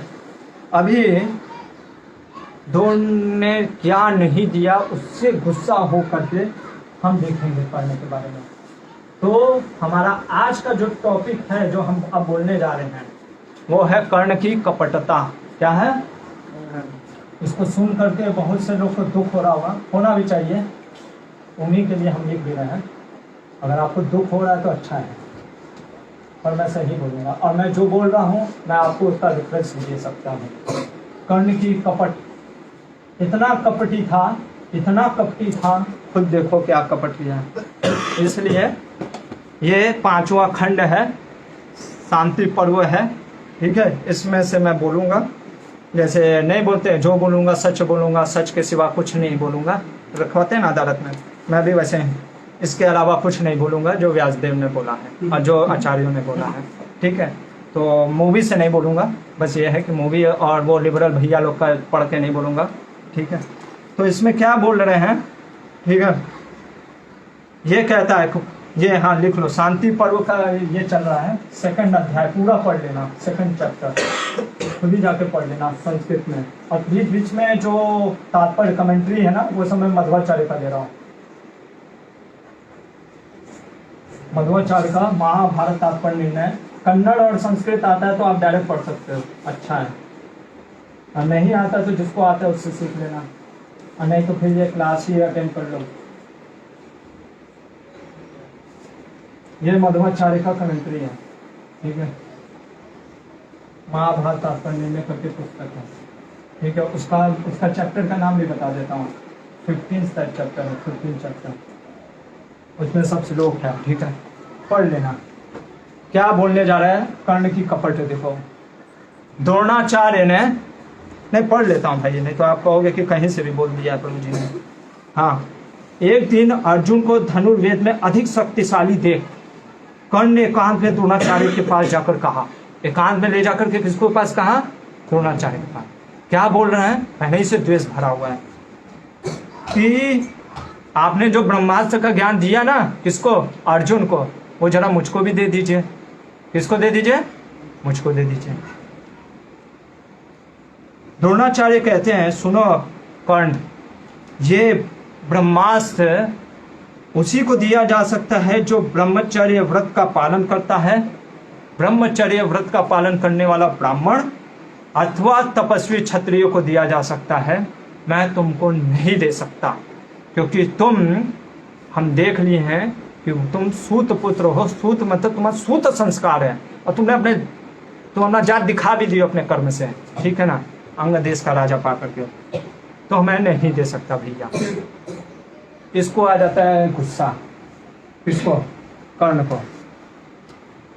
तो ये लोग को तो कोई मतलब रहता नहीं है, इनका उद्देश्य थोड़ी ना क्या है कि गुरु के बारे में थोड़ी ना सोचते हैं। ये कहा अच्छा तुम नहीं देगा, द्रोणाचार्य को बोला मत दो, मैं तेरे गुरु से सीखूंगा। चला जाता है मेरू पर्वत, कहाँ जाता है? परशुराम जी के पास। परशुराम जी के पास जाता है और क्या बोलता है सुनो, शायद दिल फट जाएगा लोगों का। परशुराम के पास जाकर अपने मस्तक को झुकाकर प्रणाम करते हुए कह रहा, मैं क्या बोल रहा है सुनो ध्यान से, आप लोग फॉरवर्ड कर दीजिएगा उन लोगों के लिए, नहीं तो वो लोग कहेंगे कहीं से भी बोल रहे हैं। मैं भृगुवंशी ब्राह्मण हूँ। क्या हूँ? भृगुवंशी ब्राह्मण। भृगुवंशी क्यों बोला जानते हो? परशुराम जी, हाँ बोलो। हाँ बहुत बढ़िया, हरी बोल, बिस्किट तो कम से कम मिलेगा। भृगुवंशी है, कौन है? परशुराम जी भृगुवंशी है। तो इसलिए बोला कि अरे अपने ही पूर्व का है ना, तो थोड़ा सा प्रेम आ जाएगा, समझ लो ना। भृगुवंशी ब्राह्मण हूँ, क्या बोल रहा है? भृगुवंशी ब्राह्मण हूँ, क्योंकि परशुराम जी ने कसम खाया था ब्राह्मण को छोड़ करके मैं नहीं दूंगा किसी को नॉलेज। सिर्फ द्रोणाचार्य को दिया, वो भीष्म पितामह को दिया क्योंकि वो उससे एकदम प्रभावित हो गए थे, सिर्फ वही एक। कर्ण ने कह दिया मैं भृगुवंशी ब्राह्मण हूँ, आप ही के पूर्वज में से हूँ। प्रश्न अब उठता है, मेरे को भी प्रश्न हुआ, परशुराम जी तो सत्यावेश अवतार है। सत्यावेश अवतार समझते हो? मतलब भगवान के बहुत से अवतार होते हैं, मनवंतर अवतार, ये सब बताया जाएगा भागवतम में। सत्यावेश अवतार मतलब कि समझ लो भगवान के ही अवतार हैं। भगवान तो त्रिकालदर्शी है, परशुराम जी को नहीं समझ में आया कि झूठ बोल रहा है, हैं? नहीं समझ में आया होगा, तो फिर क्यों दे दिया? क्योंकि यहाँ पे मध्वाचार्य बोलते हैं, कहते हैं कि कर्ण को इसलिए दिया क्योंकि परशुराम जानते थे कि कृष्ण ने अवतार क्यों लिया है। भगवान कृष्ण ने अवतार क्यों लिया है? धर्म की संस्थापना करने के लिए, ठीक है। भगवान को एक एक करके मारना पड़ता है, ठीक है ना। क्या करना पड़ता है? एक डाकू। इससे बढ़िया है सारे डाकुओं और टेररिस्ट को एक जगह बुला लो भैया, और वहां पे बम लगा के उड़ा दो, खत्म हो जाएगा, ठीक है ना। वो ज्यादा आसान है कि एक एक करके जाके मारो पूरा, या एक सम्मेलन में बुला लो भैया आ जाओ यहाँ पे सम्मेलन में कुछ तो चर्चा करेंगे, सारे डाकुओं को भेज दो ईमेल, सब पहुंच गए और वहां पे बम से उड़वा दो। ये कार्य करने के लिए उन्होंने कर्ण को शिक्षा दिया। क्यों दिया? क्योंकि आप देखोगे दुर्योधन, जैसे मैंने बताया महाभारत का युद्ध यही दो कारणों की वजह से हुआ। कर्ण, दुर्योधन को मालूम था भीष्म पितामह तो पांडवों को नहीं मारेंगे, द्रोणाचार्य भी नहीं मारेंगे, लड़ेंगे मेरे लिए लेकिन मारेंगे नहीं। उसको सबसे ज्यादा किस पे भरोसा रहता था? कर्ण पे। हम देखेंगे वो कर्ण बोस्ट भी करता था, अरे चलना मैं बताता हूँ ना सबको उड़ा दूंगा, उस तरीके से वो बोस्ट भी करता था। देखेंगे वो कितना बोस्टफुल था। तो इसके कहने पे दुर्योधन आगे बढ़ता था, कहता था कि तुम बढ़ो आगे मैं तुम्हारे साथ हूँ, और भाग जाता था। देखेंगे सही में वो भाग जाता था। तो आपको दुख हो रहा होगा पर सही में मैं दिखाऊंगा भी आपको। तो कर्ण, इसीलिए परशुराम जी ने कहा ठीक है जाने दो, भगवान आए हैं, ये कर्ण को मैं दे देता हूँ। इसी के सहारे पे दुर्योधन कुरुक्षेत्र युद्ध करेगा और फिर वहाँ पे धर्म अधर्म की लड़ाई होगी और सारे अधर्मिक मारे जाएंगे। इसलिए परशुराम जी को पता था, फिर भी उन्होंने कुछ नहीं बोला। कहा ठीक है भैया तुम मेरे ही पूर्वज हो, आओ आओ आओ, आओ सिखाता हूँ तुमको पूरा। कर्ण सीखने लग गया। एक दिन जो ब्रह्मबोध, अभी क्या था, अच्छा था पहले के लोग कम से कम, अभी क्या है मन में चाहत है ना भाई, अभी गुरुजी का जैसे नहीं, जैसे किसी गुरुजी से हमको कुछ चाहिए, मान लो पता चल गया कि उनके पास अच्छा टॉफी है, बिस्किट है, प्रभु जी आपके लिए प्रसाद लेके आ जाए, प्रभु जी आपका प्लेट बना दें, प्रभु जी आपका ये भी धो दे, कपड़ा भी धो दें। तो वैसे कर्ण भी पूरा अच्छे से मस्ती से पूरा मस्का लगाने लग गया। द्रोणाचार्य, अरे परशुराम जी तो वही चाहते ही थे, तू भैया मस्का लगा, मैं तेरे को दूंगा ही। परशुराम जी ने कहा ठीक है, ले लो ब्रह्मास्त्र, दे दिया। अभी ये रुका रहा, कहा कि देखो कितना कपटी है। क्यों रुका रहा? ब्रह्मास्त्र तो ले लिया, लेकिन कहा अरे ये तो अर्जुन के पास भी है, और हम कुछ और लेंगे। और रुका रहा, ये कुछ तो दे देंगे गुरुजी, और दे देंगे। जैसे हम लोग कई बार नहीं, गुरुजी देते हैं 2-4 बिस्कुट दे देते हैं, कुछ बच्चे रुके रहते हैं कि फिर से तो मिल जाएगा एक और बिस्कुट, हाँ, तो रुके रहता है। तो कर्ण भी वैसे रुका रहा कि अरे कुछ तो और एक्स्ट्रा मिल जाएगा। उसी एक्स्ट्रा के चक्कर में गड़बड़ हो गया, वो रुका रहा। एक दिन क्या हुआ, एक राक्षस जो कि बग, मतलब क्या बोले उसको हिंदी में, बग को क्या बोलते हैं? कीड़ा। कीड़ा, हाँ कीड़ा ही ले लो। एक कीड़ा होता है ना जो खून चूसने वाला, वो उसका 8 पैर था, बहुत खूंखार दिखने वाला था। परशुराम जी ने उस दिन सो गए किसके? कर्ण के पैर पे। प्रश्न उठता है कि ये इंसिडेंट ऐसा कैसे, मतलब ऐसा कैसे पैर पे सो सकते हैं? क्योंकि अगर पैर पे सोना है, पैर पे क्यों सोएंगे भैया? कुछ तकिया वकिया लगवा लेते हैं, पैर ही पे क्यों सोए? क्योंकि वही कारण था। परशुराम जी है ना भाई, सत्यावेश अवतार है, हम लोग नहीं है, उनको सब पता है। वो सो गए और सोते हैं, उसके जांग पे कीड़ा आता है, वो कीड़ा काटना स्टार्ट करता है। किसको? कर्ण को। वो जैसे ही काटता है, उसके काटने से खून निकलने लगता है, और पूरा खून जा करके टपक टपक चूने लगता है। और जैसे ही वो जा करके इतना खून फैलने लगता है, अभी कर्ण क्यों नहीं उठ रहा था? कर्ण ने सोचा कि अगर उठ गया, ये मैं नहीं अपने मन से बोल रहा हूँ, कर्ण सोच रहा है कि अगर उठ गया ये गुस्सा आ जाएंगे गुरुजी, जो मिलने वाला था एक्स्ट्रा वो भी चला जाएगा, ठीक है ना, ये सोच में था। वो नहीं उठता है, और थोड़ा सा मतलब कि सहन शक्ति तो रहता है, वो सहने लगता है, लेकिन खून जाकर टच हो जाता है किसको? परशुराम जी। नींद खुल जाती है। परशुराम जी कहते ये क्या अनाथ, क्योंकि खून से दूषित हो जाते हैं ना, खून अगर आपका दूसरे को लग गया तो दूषित हो जाता है, दोष माना जाता है। तो दूषित हो गया, वो देखने लग जाते उस कीड़े को, और देखते ही देखते कीड़ा भस्म हो जाता है, और भस्म होकर के उसमें से एक राक्षस निकलता है। और वो बतलाता है कि वास्तव में मैं पूर्व जन्म में एक राक्षस था। राक्षस जो था, ये राक्षस योनि भी होता है। मैं क्या था, आप ही के पूर्वज भृगु थे। भृगु जो थे शुक्राचार्य के पिता, और इनके परशुराम के कह सकते हो परदादा थे। उनकी पत्नी पे निगाह डाल देता है, इसकी वजह से भृगु मुनि उनको श्राप दे देते हैं कि जाओ तुम राक्षस कीड़े बन जाओ और खून चूसोगे। ये कहता है फिर उद्धार करिए। देखो हमारे यहाँ प्रायश्चित अगर आप कर लेते हो तो हम ब्राह्मण जो होता है हमेशा आपको एक मौका देता है उद्धार के लिए। भृगु कहता है कि मेरे ही वंश में एक आएगा परशुराम, उनकी तपस्या से उससे आप मुक्त हो गए। परशुराम को बोल करके निकल जाते हैं। इधर परशुराम जी अब पूछते हैं भैया तुम सही बताओ कौन हो? ये कहता है मैं सूत पुत्र हूँ। क्या बोलता है? मैं सूत पुत्र हूँ, ठीक है। और कहता है, अब ये देखो जस्टिफिकेशन कितना कपटी है। जैसे चोरी करके, जैसे खीर चोरी करके पकड़ा जाता है ना कभी कभी, जैसे बच्चे किचन में घुस जाते हैं और मान लो नारद प्रभु उधर से आ जाते हैं और वो देख लेते हैं तो कहते हैं अरे नहीं नहीं नहीं नहीं, मैं तो यहाँ पे आया तो कुछ झाड़ू लगाने या कुछ ऐसे सेवा करने आया था, ठीक है ना। तो ये चीज हो जाता है, तो वो पकड़ा गया। जस्टिफिकेशन क्या दे रहा है? जस्टिफिकेशन में ये बोल रहा है मैंने सही बोला था, भृगुवंशी हूँ। तो भैया आप कैसे भृगुवंशी? देखिए आप गुरु जी हैं। गुरु क्या होता है? पिता के समान होता है। गुरु क्या होता है? पिता के समान। तो पिता के समान है तो एक तरीके से आप मेरे पिता ही हुए। आप भी भृगुवंशी, मैं भी भृगुवंशी, तो मैं भृगुवंशी का पुत्र हुआ ना। समझे ना क्या लॉजिक दिया? कितना स्मार्ट लोग होते हैं। ऐसे ये सब ऐसे ही है लिबरल लोग भैया ना, ऐसे ही स्मार्ट है, वो आपको घुमा देंगे। उनका बुक पढ़ोगे ना लेफ्टिस्ट लोग का, इतने लिबरांडू ये लोग हैं ना, सही में मतलब कि घुमा देंगे आपको। उनके पुस्तक में ऐसा ऐसा चीज लिखा, आपको सही में लगेगा कि अरे कर्ण बेचारा था, अरे बहुत दुख हुआ उसके साथ, कर्ण बहुत दुखी था। ऐसा था ये कर्ण कपटी।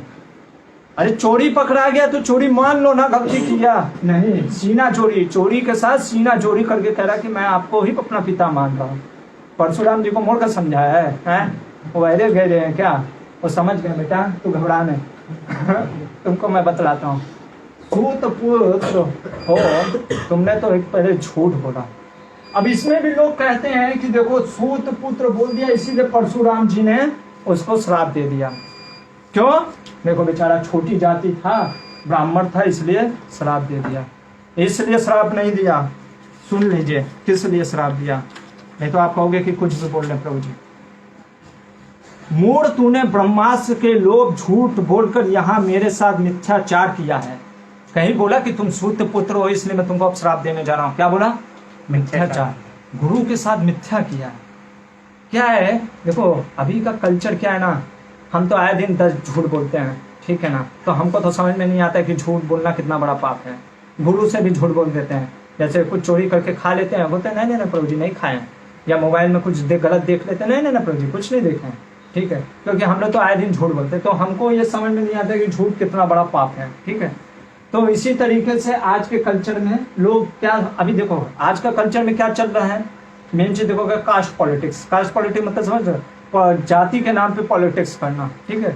तो सभी का, क्योंकि हमारा जैसा परसेप्शन होता है हम वैसी दुनिया देखते हैं। World is the mirror of our own consciousness, ये आप देखोगे। तो हमारा परसेप्शन क्या है, कास्ट पॉलिटिक्स चल रहा है, इसीलिए ये पॉलिटिक्स के कारण बेचारा शिकार हो गया, ठीक है। क्योंकि हम 10 झूठ बोलते हैं, हमको झूठ बड़ा चीज नहीं दिखता है, लेकिन जो धार्मिक लोग होते हैं उनको पता है कि झूठ कितना बड़ा, वो भी गुरु से झूठ बोला, एक विद्या लेने के लिए इतना बड़ा झूठ बोला, तो वो नहीं समझ में आएगा। वो नहीं समझ में आएगा आज के मॉडर्न राइटर को, आज के जो वेस्टर्न स्कॉलर्स को। भले Oxford university, Cambridge university, MIT से हम पढ़ के आ जाएंगे, लेकिन इस चीज को समझने के लिए आपको वो कल्चर समझना पड़ेगा कि उस कल्चर में कितनी महानता थी। इसीलिए जो था ना, मैक्स मुलर ने भी कहा कि अगर तुमको समझना है ना इंडिया के कल्चर को, तो इंडिया के हिस्ट्री, इंडिया के कल्चर को देखो। वो खुद बोलता है कितना महान कल्चर था मैक्स मुलर, भले ही उसने बहुत तोड़फोड़ मचाया है, उस पर नहीं जा रहे हैं। तो सूत पुत्र इसीलिए, क्योंकि हम कास्ट पॉलिटिक्स देख रहे हैं, इसलिए हमको ये लग रहा है कास्ट पॉलिटिक्स का शिकार हुआ, ऐसा नहीं। इसलिए भी क्या दिया परशुराम ने, कहा कि सुनो, और श्राप कैसे दिया सुनो, तुमने गुरु भक्ति की है ना, इसलिए मैं तुमको ये नहीं कहूंगा कि पूरा भूल जाओ, पर जिस दिन तुम किसी द्वेष के कारण, अपने किसी द्वेषी के कारण, कॉम्पिटिटिव मेंटेलिटी के कारण युद्ध करने जाओगे, और कभी भी युद्ध करने जाओगे, ये जो शस्त्र विद्या मेरे से सीखा है ना ब्रह्मास्त्र, वो भूल जाओगे। और क्योंकि तुमको मैंने ये शस्त्र विद्या दी है, तुम्हारे जैसा भी धनुर्धर कोई नहीं होगा, ये परशुराम जी ने भी दे दिया। लेकिन बस तुम्हारे साथ एक कंडीशन लग गया, जिस दिन तुम द्वेष भावना से, क्या बोला, द्वेष भावना से, यानी उसके अंदर द्वेष भावना आएगा तभी तो बोले।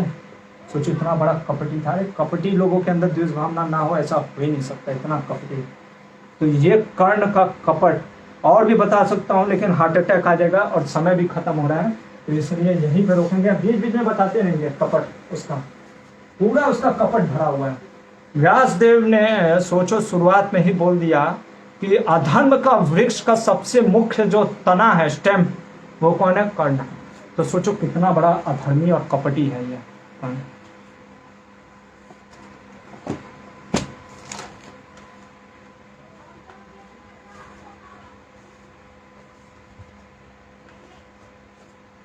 ये चलेगा, कर्ण का कपट रहेगा ही।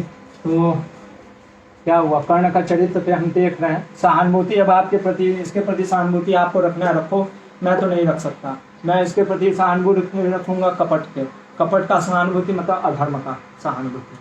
तो मेरा मत है कि ना सहानुभूति रखिए, आपका मत है, आपको फिर भी रखना है तो आप रख सकते हैं, ये आपकी महानता होगी, उसकी महानता नहीं होगी, ठीक है। तो द्रोणाचार्य, तो ये भी, हाँ अभी द्रोणाचार्य देखो 130 आदि पर्व, इस इंसिडेंट से भी आपको पता चल जाएगा कि द्रोणाचार्य का शिष्य था।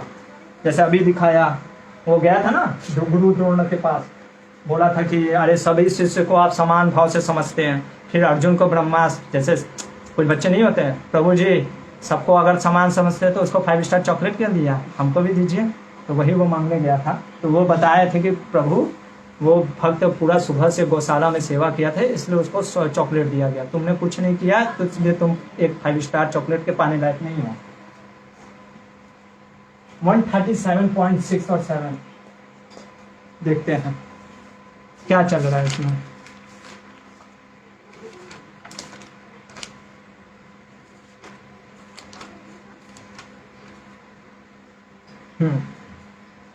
जब सभी शिष्यों का पूरा शिक्षा हो गया, अभी द्रोणाचार्य ने तो जैसे ट्यूशन मास्टर थे, पहले ही बता दिया था कि 1,500 रुपया पर मंथ है, ठीक है। अभी लास्ट दिन हो गया कि भैया आप 1,500 रुपया निकालो, तो सभी को शिक्षा मिल गया। तो बोलते हैं कि जा करके किसको बंदी बना कर लाओ, किसको, द्रुपद को। तदनंतर जो 6 और 7 वर्ष में दुर्योधन, कर्ण और महाबली, यानी कर्ण वहां पे था, इसका मतलब वो भक्त है, उनका था ना शिष्य, भाई वो क्यों जाएगा गुरु दक्षिणा देने। सिंपल सा चीज है, आपको टीचर ने पढ़ाया तभी ना पैसा दोगे, या आप इतने महान हो गए हो कि पढ़ाया भी नहीं है 1,500 रुपया भी दे रहे हो, करोगे ऐसा तो मूर्खता होगा ना। तो वो कर्ण वहां पे है, इसका मतलब वो शिष्य था उसका। तो ये लोग क्या करने लगते हैं, देखो कर्ण, जुजुत्सु, दुशासन आदि ये और दूसरे भी बहुत से पराक्रमी नरसेन, पहले मैं युद्ध करूंगा, पहले मैं युद्ध करूंगा, ये होता है राक्षसों की वृत्ति। पहले मैं लड़ूंगा, मैं लड़ूंगा। क्यों लड़ने को तैयार थे? ऐसा नहीं था कि गुरु भक्ति था कि गुरु जी ने बोला है मैं करके दिखाऊंगा, नहीं। क्यों करना चाह रहे थे? महाभारत तात्पर्य निर्णय के अनुसार मध्वाचार्य कहते हैं ये सब इतने द्वेषी थे किसके प्रति? पांडवों के प्रति, कि कहीं पांडव न मार के ले जाएं फिर। और गुरु जी जो दक्षिणा में देंगे ना, मान लो कुछ भी दिया, मान लो जैसे सेवा करने के लिए गए, ठीक है ना, और बोला गया कि सबको सेवा के बाद महाप्रसाद में गुलाब जामुन मिलेगा। तो अभी कुछ बच्चे इसलिए सेवा नहीं, अरे प्रभु जी ने बड़ा सेवा, गुलाब जामुन पाने के लिए अरे गुलाब जामुन लेना है, तो इसलिए सेवा के लिए चल देते हैं। तो उसी तरीके से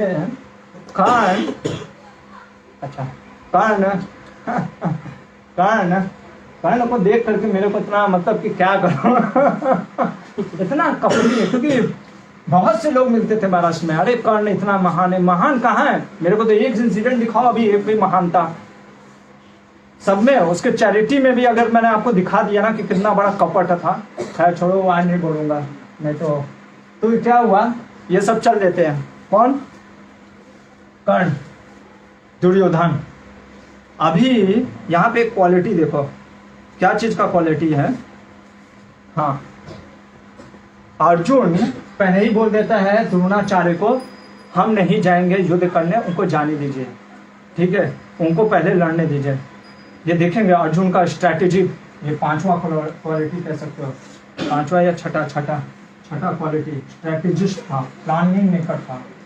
इसीलिए ना भगवान ने कहा, इतना उनसे प्रभावित थे, स्ट्रैटेजिस्ट, प्लान मेकर था। ऐसे नहीं कि चल दिया कि कुछ भी करना है, वो ये चीज करता है। कर्ण और दुर्योधन निकल जाते हैं सभी के सभी लड़ने के लिए द्रुपद से। अभी द्रुपद को एक वरदान मिला था। क्या वरदान मिला था? सूर्य देव से 1 योजन के रेडियस में उसको कोई नहीं हरा सकता था, ठीक है। ये इन लोग को पता नहीं था, ये तो बस उछल पड़े, हाँ बस गुलाब जामुन दिख रहा था, चल दिए, निकल गए मारने के लिए, ताबड़तोड़ मार मचाते हैं, लेकिन क्या होता है? कुछ नहीं होता है, हारने लगते हैं। और इसी के 23 वर्ष में आप पढ़ोगे ना तो आपको बहुत दुख होगा। क्या दुख होगा? क्या बोलते हैं? हाँ 23rd में, तत्पश्चात शत्रु दमन द्रुपद ने कर्ण और दुर्योधन के संपूर्ण अंगों की संधियों में 28 बाण मारे। कितने बाण मारे? 28। कौन मारा? द्रुपद। किसको मारा? कर्ण और दुर्योधन के शरीर में। अरे ये कैसे हो गया? इसको तो परशुराम जी ने से आशीर्वाद दिया था, तुमको कोई हरा नहीं सकता, फिर कैसे हार गया? क्यों? हाँ, द्वेष था। यानी वही होगा ना भाई, तुम हार नहीं सकते, हार इसी ले सकते हो या द्वेष होगा। तो अगर हार रहे हो तो इसका मतलब क्या हुआ? द्वेष है। और मध्वाचार्य बोलते भी हैं, जब ये जा रहा था करना, ये द्वेष की भावना से कि मैं अर्जुन से द्वेष के कारण, देखो अर्जुन से पहले मैं लेकर लाता हूँ गुरु दक्षिणा, ये कॉम्पिटिटिव मेंटालिटी के कारण गया था, ठीक है। और इस कारण से वो गया, एक तो वो उसके कारण भी कि वो जीत गया, जो उसको वरदान मिला था, किसको? द्रुपद को। लेकिन मेन मेंटालिटी इसका भी था खराब, द्वेष की भावना थी, इसलिए ये ढासाई हो गया। और क्या होता है देख लो, दुख होगा आपको, बहुत दुख होगा। क्या होगा? पंचाल राज द्रुपद के बाणों से कर्ण संपूर्ण अंग छत विछत हो गए और वह भयभीत हो रथ से कूदकर भागकर चला गया। मैं नहीं बोल रहा हूँ, आप पढ़ लो जाके 25 मिनट में। क्या बोल रहा था? दुर्योधन भैया तुम आगे बढ़ो, हम तुम्हारे साथ हैं। रथ से कूद करके भाग गया। ये एक बार का इंसिडेंट नहीं है, फिर दिखाएंगे। वो भाग जाता था, वो आगे करता था और खुद भाग जाता था। इतना तो कपटी लोग किसी के होते नहीं है। ये मत सोचो कि इनकी मित्रता बहुत महान है, काहे का महान? दोस्त मुसीबत में पड़ा, भाग गया, रथ छोड़ के भाग गया। देखा भी नहीं दुर्योधन को क्या हो रहा है, वो चल दिया। अब वो भागा, दुर्योधन भी पीछे पीछे भागने लग गया, सब भागने लग गए वापस, अरे बचाओ बचाओ बचाओ। ये धड़ से इसको दिखते हैं, सब भागते हुए किसके पास है? पांडवों के पास। पांडव में अर्जुन ने कहा धर्मराज युधिष्ठिर को, भैया आप बैठे रहो, हम चारों जाते हैं और पकड़ के लाते हैं। ये होता है स्ट्रेटेजिस्ट कॉन्फिडेंस। वो जानता था, उससे वो देख रहा था कि कैसे, कि क्या चाल चल रहा है द्रुपद। वो पूरा पढ़ लेना, वो पत्थर वत्थर सब लोग ऐसे फेंक, वो सब देख रहा था। उसने भीम को आगे भेजा कि तुम ताबड़तोड़ मचाओ तहस नहस।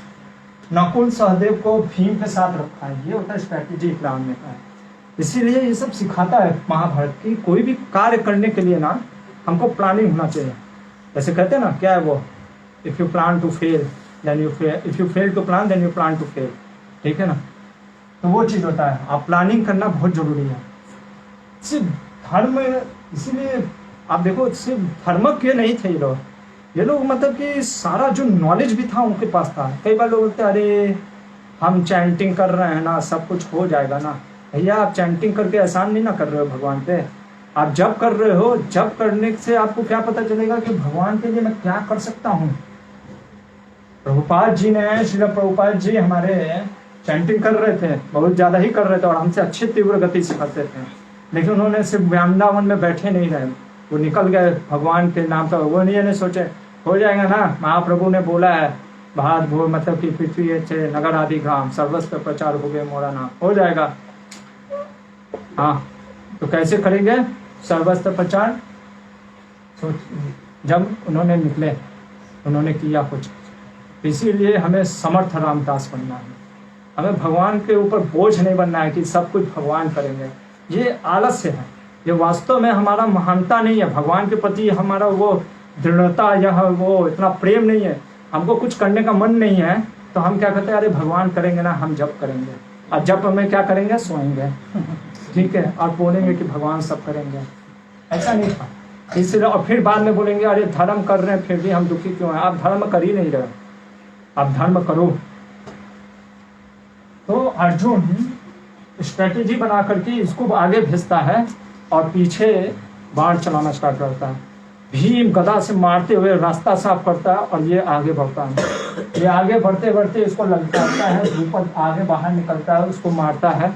द्रुपद को मार करके बंदी बना देता है अर्जुन। पढ़ लेना क्योंकि बहुत लंबा है, कितना बताएंगे।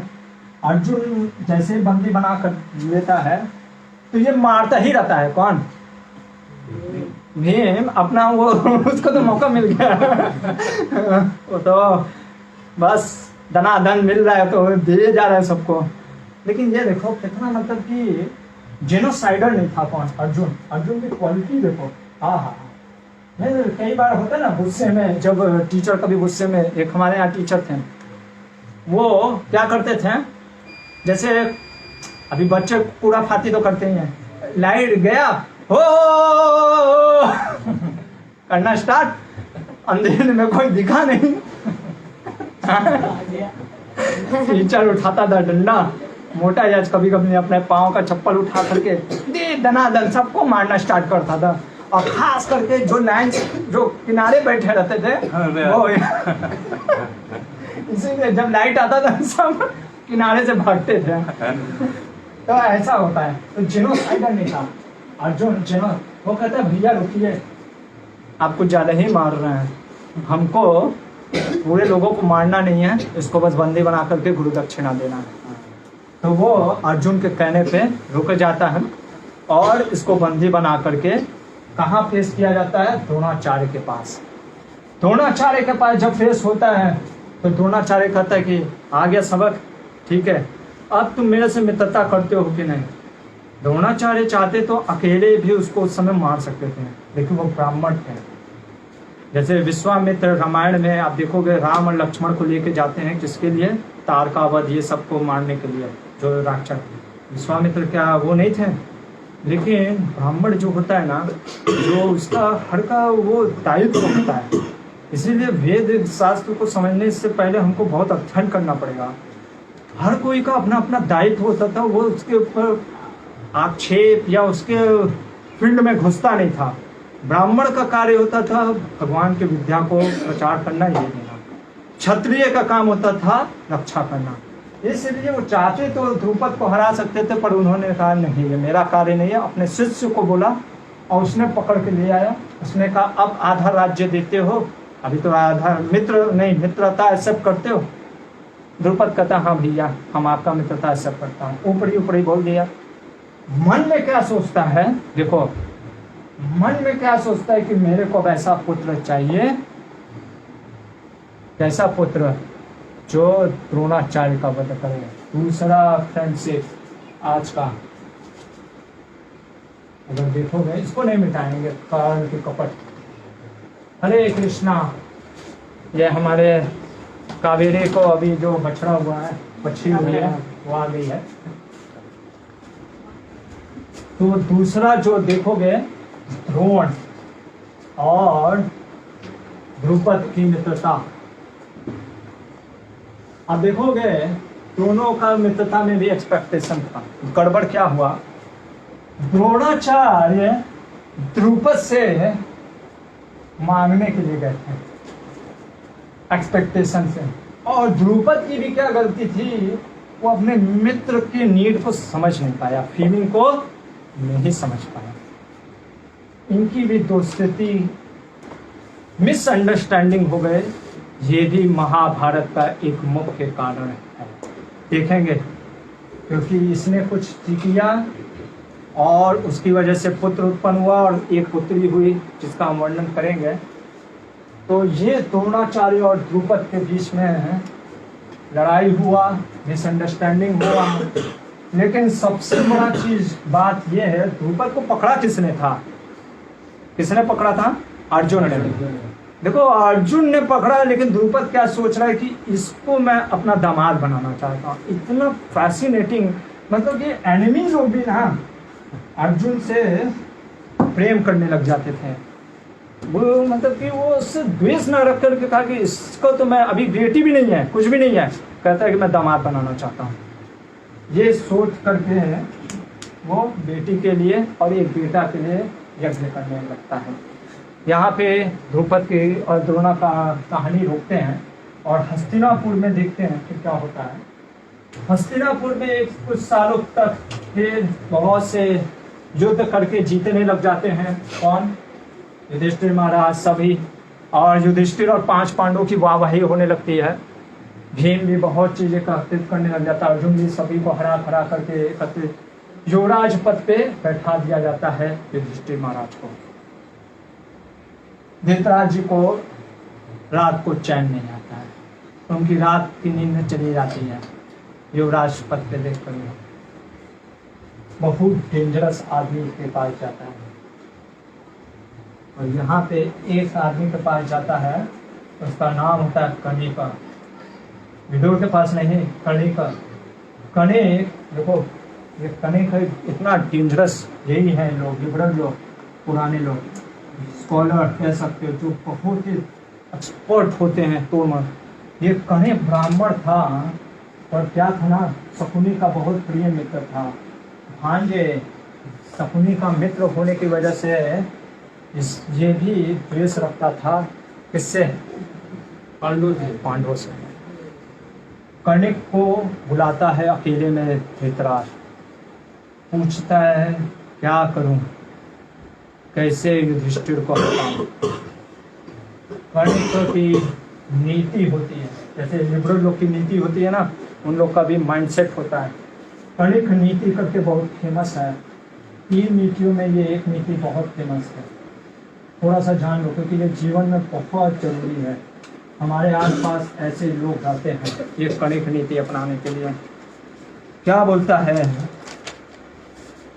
कणिक नीति में? सबसे पहला वो कहता है, कणिक नीति का मतलब क्या है ना, किसी भी तरीके से दुश्मन को मार डालो, धर्म की परवाह मत करो, वो धर्म है या धर्म, तुमको बढ़ना है, चाहे कुचल के बढ़ो या धर्म का पालन करते हुए, बस बढ़ना है। पहला चीज वो बोलता है। दूसरा चीज, डुप्लिसिटस बिहेवियर। कैसा? डुप्लिसिटस मतलब समझ गए, ढोंगीपन।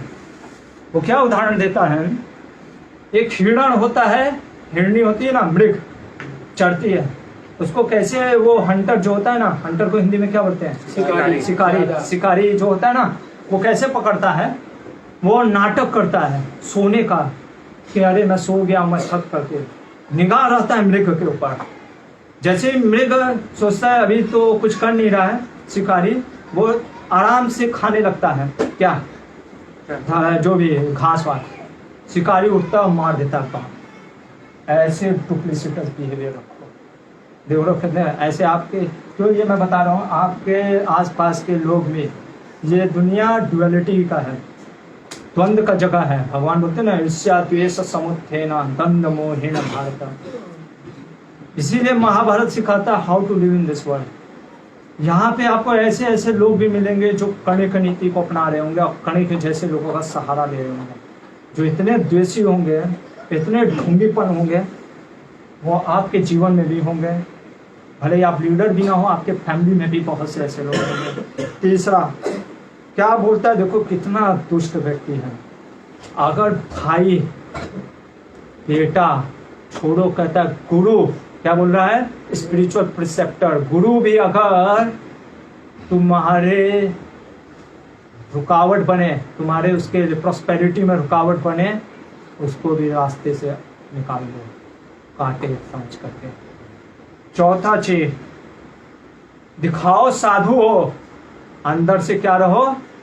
भेड़िए, भेड़िए के जैसे रहो। सबसे कहो हाँ हरे कृष्णा, अंदर से भेड़िए के जैसे रहने का। ये कणिक नीति बोल रहा है, इतना डेंजरस आदमी है। पांचवा चीज, जैसे देखो कैसा कैसा उदाहरण दे रहा है। जैसे आपको फल निकालना होता है, जैसे बच्चों आपको अमरूद अगर तोड़ना होता है तो कैसे करते हो? टहनी को अपने तरफ झुकाते हो ना, हाँ, और फिर अमरूद तोड़ते हो।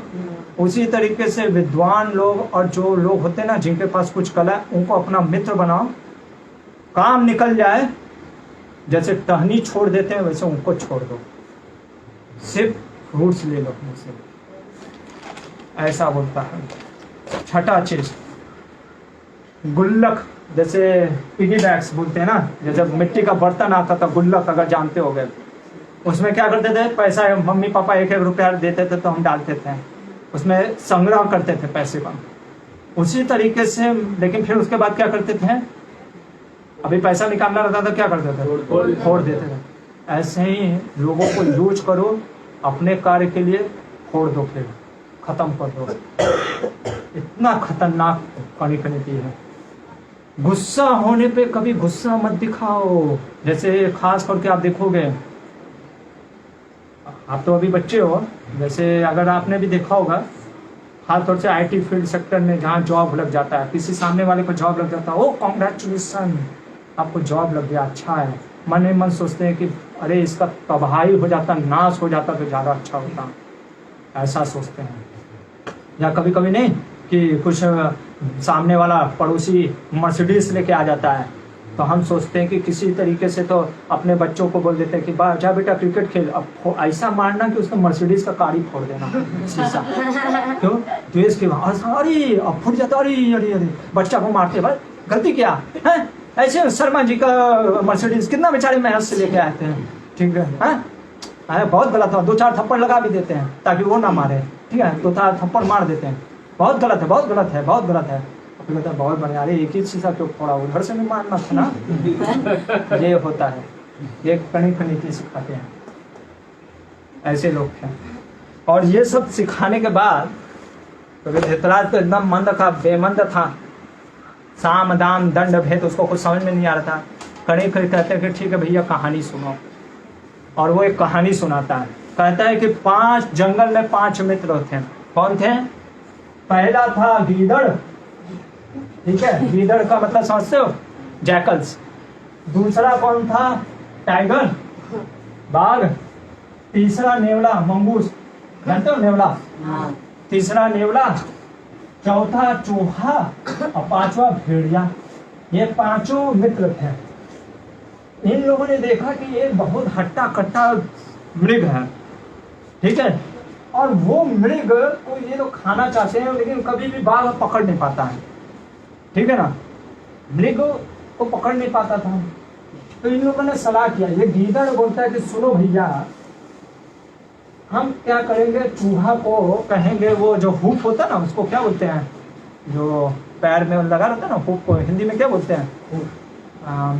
जो नहीं, जो गाय का खुड़ा, खुड़, हाँ, चूहा को बोलता है कि भैया तुम उसके खुड़ को खा जाओ, पैर को, तब वो भाग नहीं पाएगा, ठीक है ना। चूहा कहता है ठीक है कर देंगे, और बाघ को कहता है फिर तुम उसको पकड़ना। ये करता है चूहा, जब मृग सोता रहता है तो उसका खा जाता है। अभी बाघ दौड़ाता है, अभी इतना ताकत तो रहता नहीं भाई, ठीक है, ये पकड़ लेता, मार देता है। सब कहते भैया अभी तो कुछ किए हैं तो चलो नहा धो के, जैसे नहीं पिकनिक में जाते पहले नहा लेते हैं, फिर फिस्टिंग करेंगे, आ करके नहा धो करके अच्छा से एकदम पकवान खाएंगे। गीदड़ कहता है चलो भैया, ये नहीं रहता है, इसके मन में लालसा आ जाता है, वो वहीं पे बैठा रहता है। जैसे किसी को अगर दे दिया ना कि ये भैया यहाँ पे रखो 10 पिज़्ज़ा है, तो हम लोग अभी नहा धो के, अब वो सोच रहा है कि कैसे 10 पिज़्ज़ा हम खा जाए, ठीक है, ये सोच में था। तो ये बाघ पहले आ जाता है नहा करके, तो ये बाघ को बोलता है यार बाघ मारा तो वैसे चूहा नहीं, वो ऐसे सोच में रहता है। तो बाघ कहता है भैया क्या हो गया, चलो स्टार्ट करते फिस्टिंग। कहता है यार बहुत दुख हो रहा है। क्या दुख हो रहा है? ये चूहा जो बोल करके गया है ना, हमको बहुत दुख हो रहा है। तो क्या बोल दिया बताओ तो। जैसे बहुत से लोग ने अरे छोड़ो यार, रहने दो, नहीं बताना चाहते हैं लेकिन कहेंगे अरे छोड़ो यार, नहीं अरे सुनो मत, वैसे वो बोल रहा था कि मत सुनो। कहता भैया बताओ ना। कहता है कि चूहा बोल रहा था कि काम किया मैंने, और बाघ कितना निर्लज है, खुद खा सकता क्यों नहीं खा रहा है, मार करके मेरे टुकड़ों पे क्यों पड़ रहा है। अभी कुछ लोग होते ना बोल देते हो कि अरे मेरे टुकड़ों पे क्यों पड़ रहे हो, तुमको लगता है ऐसे कैसे बोल दिया, ठीक है हम खुद कमा के खाएंगे। बाघ कहता है भक्त हम नहीं खाएंगे, हम निकलते हैं, हम फ्री का पिज़्ज़ा नहीं खाएंगे, खुद से पैसा या डोनेशन लेके आएंगे और पिज़्ज़ा खाएंगे। निकल जाता है। बाघ गया आउट, एक गया, फिर आता है कौन? हाँ मंगूस, नहीं मंगूस नहीं आता है, हाँ चूहा आता है। कितने बज गए? चूहा बज गया ना, चूहा, नेवला और भेड़िया बज गया ना। चूहा आता है, ये चौथा वाला चूहा आता है, और चूहा कहता है फिर वैसे वो बोलता है क्या बताएं, मेरे को नेवले ने क्या बोला ना कि नेवला बोला कि मैं ये मांस नहीं खाऊंगा। तो चूहा पूछता क्यों नहीं खाएगा? अरे यार वो बाघ ने मार दिया तो वो जहरीला हो गया, मैं नहीं खाने वाला नेवला, मैं चूहा ही को मार के खा जाऊंगा। चूहा डर जाता है, अच्छा मेरे को मार के खाएगा? चूहा बिल में घुस जाता है, ये भी गया आउट। ठीक है, बचा कौन? नेवला और भेड़िया। ठीक है ना, नहीं नेवला बचा है, बाघ मर बाघ भाग गया। भेड़िया आता है, भेड़िया आता है तो कहता है कि सुनो भेड़िया, तुमने कुछ गड़बड़ कर दिया है। बाघ गया है बाघिन को बुलाने और आज तुम्हारा ही पिकनिक मचेगा। ये कहा कि इसके साथ क्या, पिज्ज़ा के साथ आज बर्गर भी खाएंगे। ठीक है, तो तुम हो बर्गर। ठीक है, भेड़िया, भेड़िया को डर लगता है, वो भी निकल जाता है, भाग जाता है। बच गया नेवला। नेवला आता है, गीदड़ कहता है देखो मैंने तीनों को तो भगा दिया अपने पराक्रम से, तुमको लड़ना है तो आ जाओ लड़ लेते हैं, नहीं तो बोलो भाग जाना है भाग जाओ। नेवला कहता भैया जब बाघ इससे डर के भाग गया मैं कौन हूँ, वो भी भाग जाता है और ये पूरा पिज्जा खा जाता है। देखा कैसे भगाने का तरीका है। ये साम दाम दंड भेद सिखा रहा है कणिक, किसको? धृतराष्ट्र को, कि इस तरीके से अपने दुश्मन को मार गिराओ। आठवां चीज बोलता है, उसके आगे रुकता नहीं है। देखो कितना, जो दुष्ट लोग होते हैं ना, जैसे जो भगवान के साधु होते हैं ना, वो भगवान की लीला में रुकते नहीं हैं, वैसे दुष्ट को दुष्टता अपनी बताने में रुकना नहीं पड़ता है। वो बोल रहा है धर्म के आचरण का ढोंग करो। क्या करो? धर्म के आचरण का ढोंग करो। और क्या उदाहरण दे रहा है, जैसे पर्वत होता है ना, वो बादल से ढक जाता है, वैसे तुम धर्म का आचरण का ढोंग करोगे ना, तुम्हारी सारी बुराइयां ढक जाएगी। इतना ढोंग करने को कह रहा है। और कहता है कि नेता मतलब कि लीडर ऐसे बनो। कैसे बनो? कि फ्लावर, जैसे पेड़ में वृक्ष में सिर्फ फूल होता है, फल नहीं होता है। तो कहने का मतलब है तुम बोलो, जैसे आज के नेता नहीं कहते हैं हम ये कर देंगे, बिजली ला देंगे 24 घंटा, पानी ला देंगे, सबको मुफ्त में चिकित्सा मिलेगा, और करते हैं कुछ नहीं है। वैसे वो कह रहा है कि बोलो बस, पेड़ में जैसे फूल लगा होता है फल नहीं लगा होता है, और मान लो फल लग भी गया तो ऐसा लगाओ, ऐसा दुष्कर कर दो कि उसको फल प्राप्त ना हो। ये कणिक नीति, इतना डेंजरस नीति, ये कणिक नीति। अंत में कणिक कहता है कि पांडवों को कपट से मार डालो। और ये करने के बाद जो आज का साजिश है ना, ये साजिश क्या था?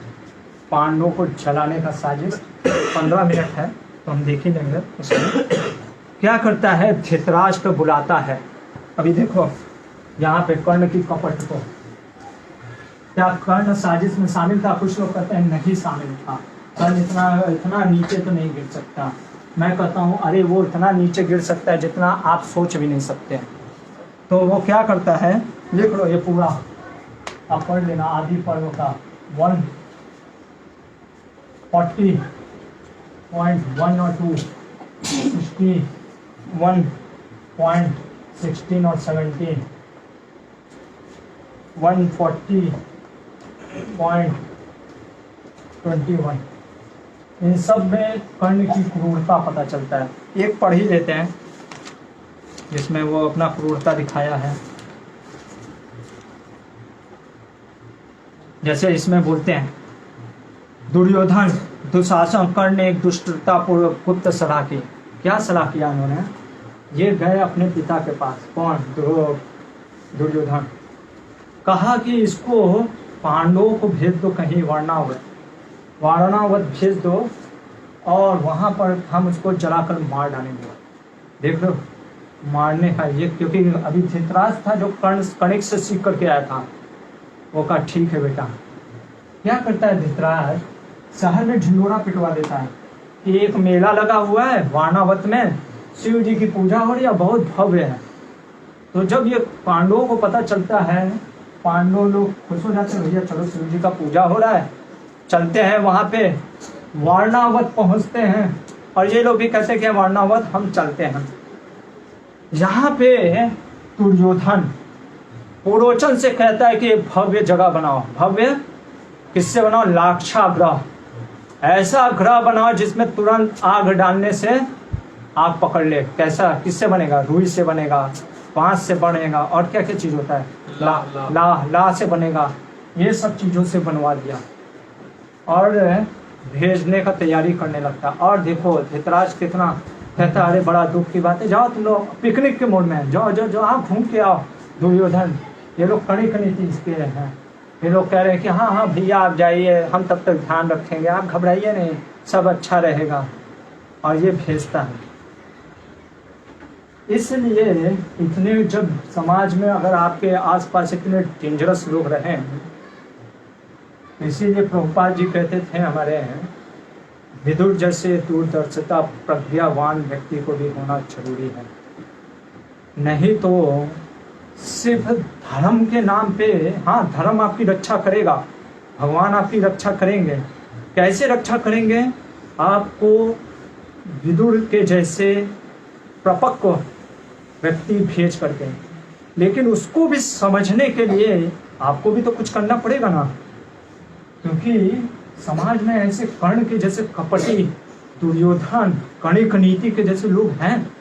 ये सिर्फ कहानी नहीं है, ये आज भी आपके समाज में, आपके फैमिली में आप कहीं भी देख सकते हो। ऐसे एक दो लोग आपको जरूर मिलेंगे। विदुर ने समझ गए कुछ तो गड़बड़ है। और जब युधिष्ठिर महाराज लोग निकलने लग गए हैं, बहुत ही फेमस चीज बोलते हैं जिसको मलेच्छ भाषा बोलते हैं।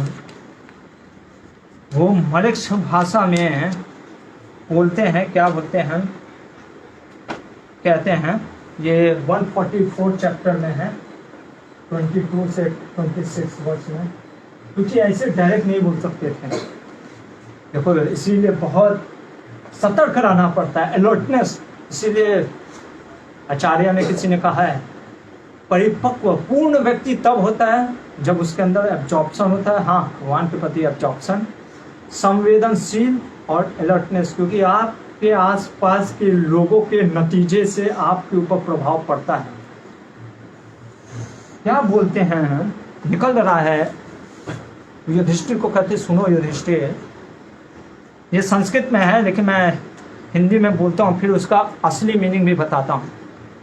एक ऐसा तीखा शस्त्र है जो लोहे का बना तो नहीं है परंतु शरीर को नष्ट कर देता है। एक ऐसा शस्त्र बना है जो लोहे का तो नहीं है पर शरीर को नष्ट कर देता है। यहाँ पे वो कहना चाहते हैं शस्त्र का मतलब एक घर, भवन, एक ऐसा भवन बनाया गया है जो आग को भड़काने वाला है, तुम्हारे शरीर को, तुम लोग को मार डालने की चेष्टा की जाती है। आगे बोलते हैं, जब जंगल में आग लगता है, घास फूस जल जाते हैं, बड़े बड़े जंगल जल जाते, बड़े बड़े वृक्ष जल जाते हैं, चूहा नहीं जलता है क्योंकि चूहा बिल में घुस जाता है। कहने का मतलब है कि पुरोचन से कह करके वो आग लगवाएगा, नष्ट करेगा। आग से बचने के लिए तुम सुरंग तैयार करना होगा, इसलिए ये ध्यान रखना। आगे बोलते हैं, जिसकी आंखें नहीं हैं वो मार्ग नहीं जान सकता, अंधे को मार्ग का दिशा पता नहीं रहता। कहने का मतलब है कि पहले ही से पता कर लेना कि कहाँ का रास्ता कहाँ जा रहा है, क्योंकि जब तुम रात को सुरंग से निकलोगे ना तो ऐसा ना हो कि भटक करके यहाँ पहुँच जाना हस्तिनापुर। चौथा चीज कहते हैं, ये जो लोहे का बना हुआ शस्त्र है, बिना लोहे का बना हुआ शस्त्र है, ये शाही बिल में घुस करके बच सकते हो। कहने का मतलब है सुरंग से यदि तुम बाहर निकल जाओगे तो इस आग से बच जाओगे। और सबसे लास्ट में बोलते हैं, घूम फिर कर रास्ते का पता लगा लेता है, जैसे मनुष्य घूम फिर कर रास्ते का पता लगा लेता है, पांचों इंद्रियों को दमन करता है, पांचों इंद्रियों को दमन करता है, वह शत्रुओं से पीड़ित नहीं होता है। कहने का मतलब है तुम पांचों भाई आपस में शत्रुता नहीं करना, एकता रखना, तभी तुम बच पाओगे। कितना बड़ा चीज़ हो गया यूनिटी की शत्रुता। यहाँ पे ये चीज़, लेकिन कई बार इस चीज़ को मिस इंटरप्रेट करके एनालॉजी में वहाँ पे भी यूज़ कर लेते कि 5 इंद्रियाँ मतलब 5 पांडव। नहीं, यहाँ पे बस बोला जा रहा है 5 पांडव थे, ठीक है। ये चीज़ जब बोलते हैं युधिष्ठिर महाराज भी कितने स्मार्ट हैं। ऐसा नहीं कहते कि चच्चा क्या बोले नहीं समझ में आया रिपीट करिए, या फिर से तात्पर्य दीजिए। इतना परिपक्व सिर्फ धर्मज्ञ नहीं थे, इसलिए उसको राजा नहीं बना रहे थे कृष्ण कि हाँ गांधी की तरह। अरे नहीं, हम देखेंगे वो गांधी कुछ नहीं था, गांधी से महान थे। हम लोग कई बार, मैं भी सोचता था युधिष्ठिर से गांधी थे क्या, नहीं गांधी कुछ नहीं था। गांधी तो मतलब कि नहीं कुछ कर पाए तो चलो भैया अहिंसा का सहारा ले लिया, नहीं ऐसा नहीं था। देखे बहुत स्मार्ट थे, वो बोलते मैं सब समझ गया। तो आपको भी समझना पड़ेगा तभी ना, ये नहीं कि अरे क्या है कृष्णा सब बचा लेंगे ना। कई बार लोग कुछ प्रश्न करते हैं, कृष्णा है ना, कृष्णा तो हमारी रक्षा करेंगे। कृष्णा है, कृष्ण भगवान है, आपकी रक्षा करने के लिए है, लेकिन आप भी तो कुछ करो कि आप मंद बुद्धि के तरह बैठे रहोगे। अच्छा आप जब भी तो कम से कम, जब में भी आप सो रहे हो कुछ नहीं भी करोगे और कहोगे कि भगवान करेंगे सब, ऐसा नहीं होता है। वो कहता है मैं सब समझ गया। कुंती पूछती क्या समझ गए, तो कुंती को ये सब बतलाते हैं। पहुंच जाते हैं और जैसे ही पहुंचते हैं, देखो कितना स्मार्ट है, जैसे ही घर में पहुंचे तो उनको बू आने लगता है। किस चीज का, वो ऐसे देख करके समझ जाते हैं कि ये जो है ना, इसमें तुरंत आग लगाने से आग पकड़ लेगा। इतना स्मार्ट, क्योंकि आप कहाँ रह रहे हो, किस स्थिति में हो, और खास तौर से ऐसे अनेक नीति के लोगों के साथ अगर घिरे हो तो बहुत अलर्टनेस चाहिए। आप उस समय सिर्फ धर्म करना है। जब आप धर्म करते हो तब आपको ये सब चीज़ समझ में भी आता है, पहला चीज़ तो ये। लेकिन धर्म के साथ साथ स्मार्टनेस, अलर्टनेस, जो भी स्किल है वो सब डेवलप होने लगता है। तो युधिष्ठिर महाराज भीम को कहते हैं कि देखा ये इस चीज़ का बनाते हैं, और बता देते हैं कि दुर्योधन का ये सब चाल है। भीम को आता है गुस्सा, कहता अभी चलता हूँ उसको बजा के आता हूँ। कहता है सुनो, अभी बजाने जाओगे ना वो तो मैं बजा देगा, क्योंकि वो बैठ गया अभी युवराज के पद पे। हो सकता है पुरोचन को बोल करके रखा हो कि इन लोग को अगर तरंग बहा कुछ पता चले तो मरवा डालना। भाई राजा का बेटा था ना, ठीक है, कुछ भी हो सकता है। ये सब राज धर्म होता है। इतना मतलब कि आपको बहुत ही अलर्टनेस, कॉन्शियसनेस चाहिए। आप हर समय ऐसे नहीं चलो फट से सुबह उठ गए हाँ ये कार्य करना है कर देते हैं, नहीं।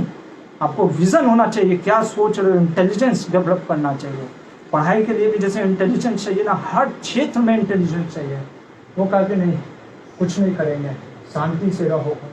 अभी जो बोला है विदुर, क्या विदुर नहीं बोल सकते थे? अभी यही चीज था तो विदुर भेजे ही फिर क्यों? जब उनको पता चल गया वो जाते धृतराष्ट्र को बोल सकते थे, ऐसा नहीं होता है। धृतराष्ट्र को बोलते हैं धृतराष्ट्र ये ना अपना करके दूसरा नीति अपनाता, ठीक है। तो इसलिए विदुर ने नहीं बोला कुछ, और धर्मराज युधिष्ठिर भी समझ गए नहीं कुछ बोला। वो क्या करते हैं, कहते करने दो जो काम है, हमको जो करना है करेंगे। और विदुर क्या करते हैं, खनक करके एक व्यक्ति होता है जो कि सुरंग बनाने में बहुत निपुण होता है, बहुत ही, उसको भेजते हैं कहते कि जाके तुम सुरंग बनाओ। वो सुरंग बनाना स्टार्ट करता है और वो हर दिन ढक देता था कि पता ना चले। सिर्फ विदुर को पता था, खनक को पता था, और सिर्फ ये 5 पांडवों को। इसीलिए जो कोई चीज गुप्त चीज होता है ना, जो आपके जैसे नहीं, हम लोग कई बार बोलते हैं ए हरि बोल तुमको बता रहा हूँ किसी को बताना नहीं, फिर वही हरि बोल तुमको बता रहा हूँ किसी को बताना नहीं। तो हरि बोल पहुँचते हैं, कहते हैं हरि बोल तुमको पता है, मेरे को भी पता है प्रभु जी।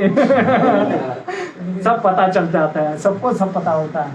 तो ऐसा नहीं था विदुर के साथ। विदुर को मालूम था जिसको क्या बताना है, सिर्फ उसी को बताया। खनक को भेजा, खनक से बोल करके सुरंग बनवाता है। सुरंग बनने के बाद एक दिन विदुर बताते हैं कि ये निश्चित दिन के दिन अब आग लगा देना। कुंती उस दिन भोज रखवाती है, बहुत से लोग आते हैं। देखो जब आप धर्म का पालन करते हो ना, इसलिए यहाँ पे देखो ये सब जो गुह्यम चीज है ना छूट जाता है आप लोग से। जब धर्म का कोई पालन करता है ना तो धर्म रक्षा करता है। भिलनी करके एक राक्षसी थी, वो भी आई हुई थी अपने 5 पुत्रों के साथ। फीस्ट, चलो मुफ्त में फीस्ट मिल रहा है, इसीलिए हर जगह फीस्ट अगर मिल रहा है फ्री में तो पहुंचना नहीं चाहिए, डेंजरस हो सकता है। वो पहुंच गए, सोचिए आज तो खाने को मिल रहा है, चल देते हैं भैया राजा के यहाँ खाने को 56 भोग मिलेगा। पहुंच गए। अब वो थी भिलनी, मतलब कि आदिवासी टाइप की, कहीं मदिरा वदिरा भी चलना चाहिए। मदिरा पीने लग गए, बेहोश हो गए, पी के टुन हो गए 5 बेटे। और वो यही मौके का फायदा उठा करके युधिष्ठिर महाराज, कितना ग्रेटनेस है महादेव, आग लगा दो भीम को। भीम ने तुरंत आग लगाया। आग लगा करके उस सुरंग के माध्यम से ये लोग पांचों लोग निकल जाते हैं। ये लोग पांचों लोग निकलते हैं, आग लग जाता है, पुरोचन पगला जाता है। अरे अब ये आग कैसे लग गया? उसमें पुरोचन भी तो अधर्म, देखो पुरोचन अधर्मी था ना, तो जो अधर्म करता है ना तो उसका फल मिलता है। किसी को देरी से मिलेगा, किसी को कब मिलेगा, पर मिलेगा। पुरोचन भी जल के मर जाता है उसमें। यहाँ पे ये लोग खुश हो जाते हैं दुर्योधन लोग। ये जब निकलते हैं तो रास्ते में इनको नाविक मिलता है। युधिष्ठिर महाराज ऐसे ही नाव पे नहीं बैठते हैं, क्योंकि कोई भी कुछ भी हो सकता है। वो नाविक भी विदुर जी के द्वारा भेजा हुआ होता है। नाविक कहता है कि घास फूस से जब जलता है वही पांचों चीज दोहराता है। ये क्या होता है? ट्रेडमार्क नहीं, जैसे कि कुछ होता है कि कुछ बोलने के लिए पासवर्ड, हाँ कोड वर्ड, वो कोड वर्ड बोलता है, तब समझ जाते हैं विदुर ने भेजा है। ये विदुर ने भेजा। वो नाव पे बैठ करके वहां से वो जंगल की ओर निकल जाते हैं। और जंगल की ओर निकलने के बाद ये धृतराष्ट्र तो मेरा बेटा मेरा मर गया। मन तो खुश था, क्या अच्छा है, पांचों के मर गया, अच्छा है, काम तमाम हो गया। पर रोना पड़ेगा ना भाई, रो रहा था। कनिक ने सिखाया था ना भाई, अभी सब सीख गया था। कनिक उसके गुरु थे, सिखा दिया। रो रहा है, सब एकदम रो रहा है। सही में जो रो रहे थे वो भीष्म पितामह रो रहे थे, विदुर नहीं रो रहे थे। विदुर को तो पता ही था। तो विदुर जी ने भीष्म पितामह तक को नहीं बताया। इतने मतलब कि दूर दराज, कई बार आपको अपने सीक्रेट अच्छे लोगों को भी नहीं बताना पड़ता है, क्योंकि अच्छे लोग क्या होते हैं ना, भीष्म को बता देता, भीष्म क्या हो जाते, उतावले हो जाते और कहते कि अरे ऐसा किया, मैं अभी धृतराष्ट्र को बताता हूँ। अब फिर भांडा फूट सकता था, क्योंकि फिर विदुर यानी धृतराष्ट्र समझ जाता विदुर को पता है, विदुर को पता है यानी उसने बचा लिया होगा। इसीलिए कई बार आपको ऐसे ऐसे गुप्त चीज, इसीलिए शास्त्र में, धर्म शास्त्र में हम पढ़ेंगे शांति पर्व में, बताते हैं कि भीष्म पितामह कि कई बार हम जैसे नहीं बोलते मैं तो बहुत ऑनेस्ट हूँ, अरे मैं तो सब चीज नहीं, कई बार ऑनेस्टी का लोग एक्सप्लॉयटेटिव मेंटालिटी यूज कर सकते हैं आपके ऑनेस्टी का। इसलिए कहाँ किसके प्रति ऑनेस्ट रहना है, किसको कब बताना है, ये हमको पता होना चाहिए। नहीं तो आपका सामने वाला एक्सप्लॉइट कर सकता है अपनी ऑनेस्टी को, आपका अगर वो उसको पता चल गया। विदुर ने किसी को नहीं बताया, ढूंढ को भी नहीं बताया। ये रोने लगते हैं जंगल में, और ये जंगल में पहुंच जाते हैं। तो अभी टाइम हो गया है, तो यहाँ पे हम रुकेंगे। तो हमने देखा क्या कर्ण क्या साजिश में शामिल था। साजिश क्या था? पांडवों को जलाने के लिए। आप देख सकते हो पूरी तरीके से शामिल था, बार बार शामिल था, और वो हर बार चाहता था। एक और पढ़ लेते हैं, ये वाला 21, उसमें वो क्या बोलता है, इतना दुष्ट था, इतना पापी था कि उसकी पापों की कल्पना नहीं कर सकते आप। इतना दुष्ट व्यक्ति था। क्या बोलता है? सूर्य पुत्र कर्ण, सुबल कुमार शकुनी, वो भी किससे मंत्र गणना कर रहा, शकुनी भांजे आदि अनेक उपायों से पांडवों को मार डालने की इच्छा करने लगे। सब षड्यंत्र रच रहा है कि कैसे मारना है, इतना द्वेष भरा था। कर्ण का चरित्र देख चुके हैं।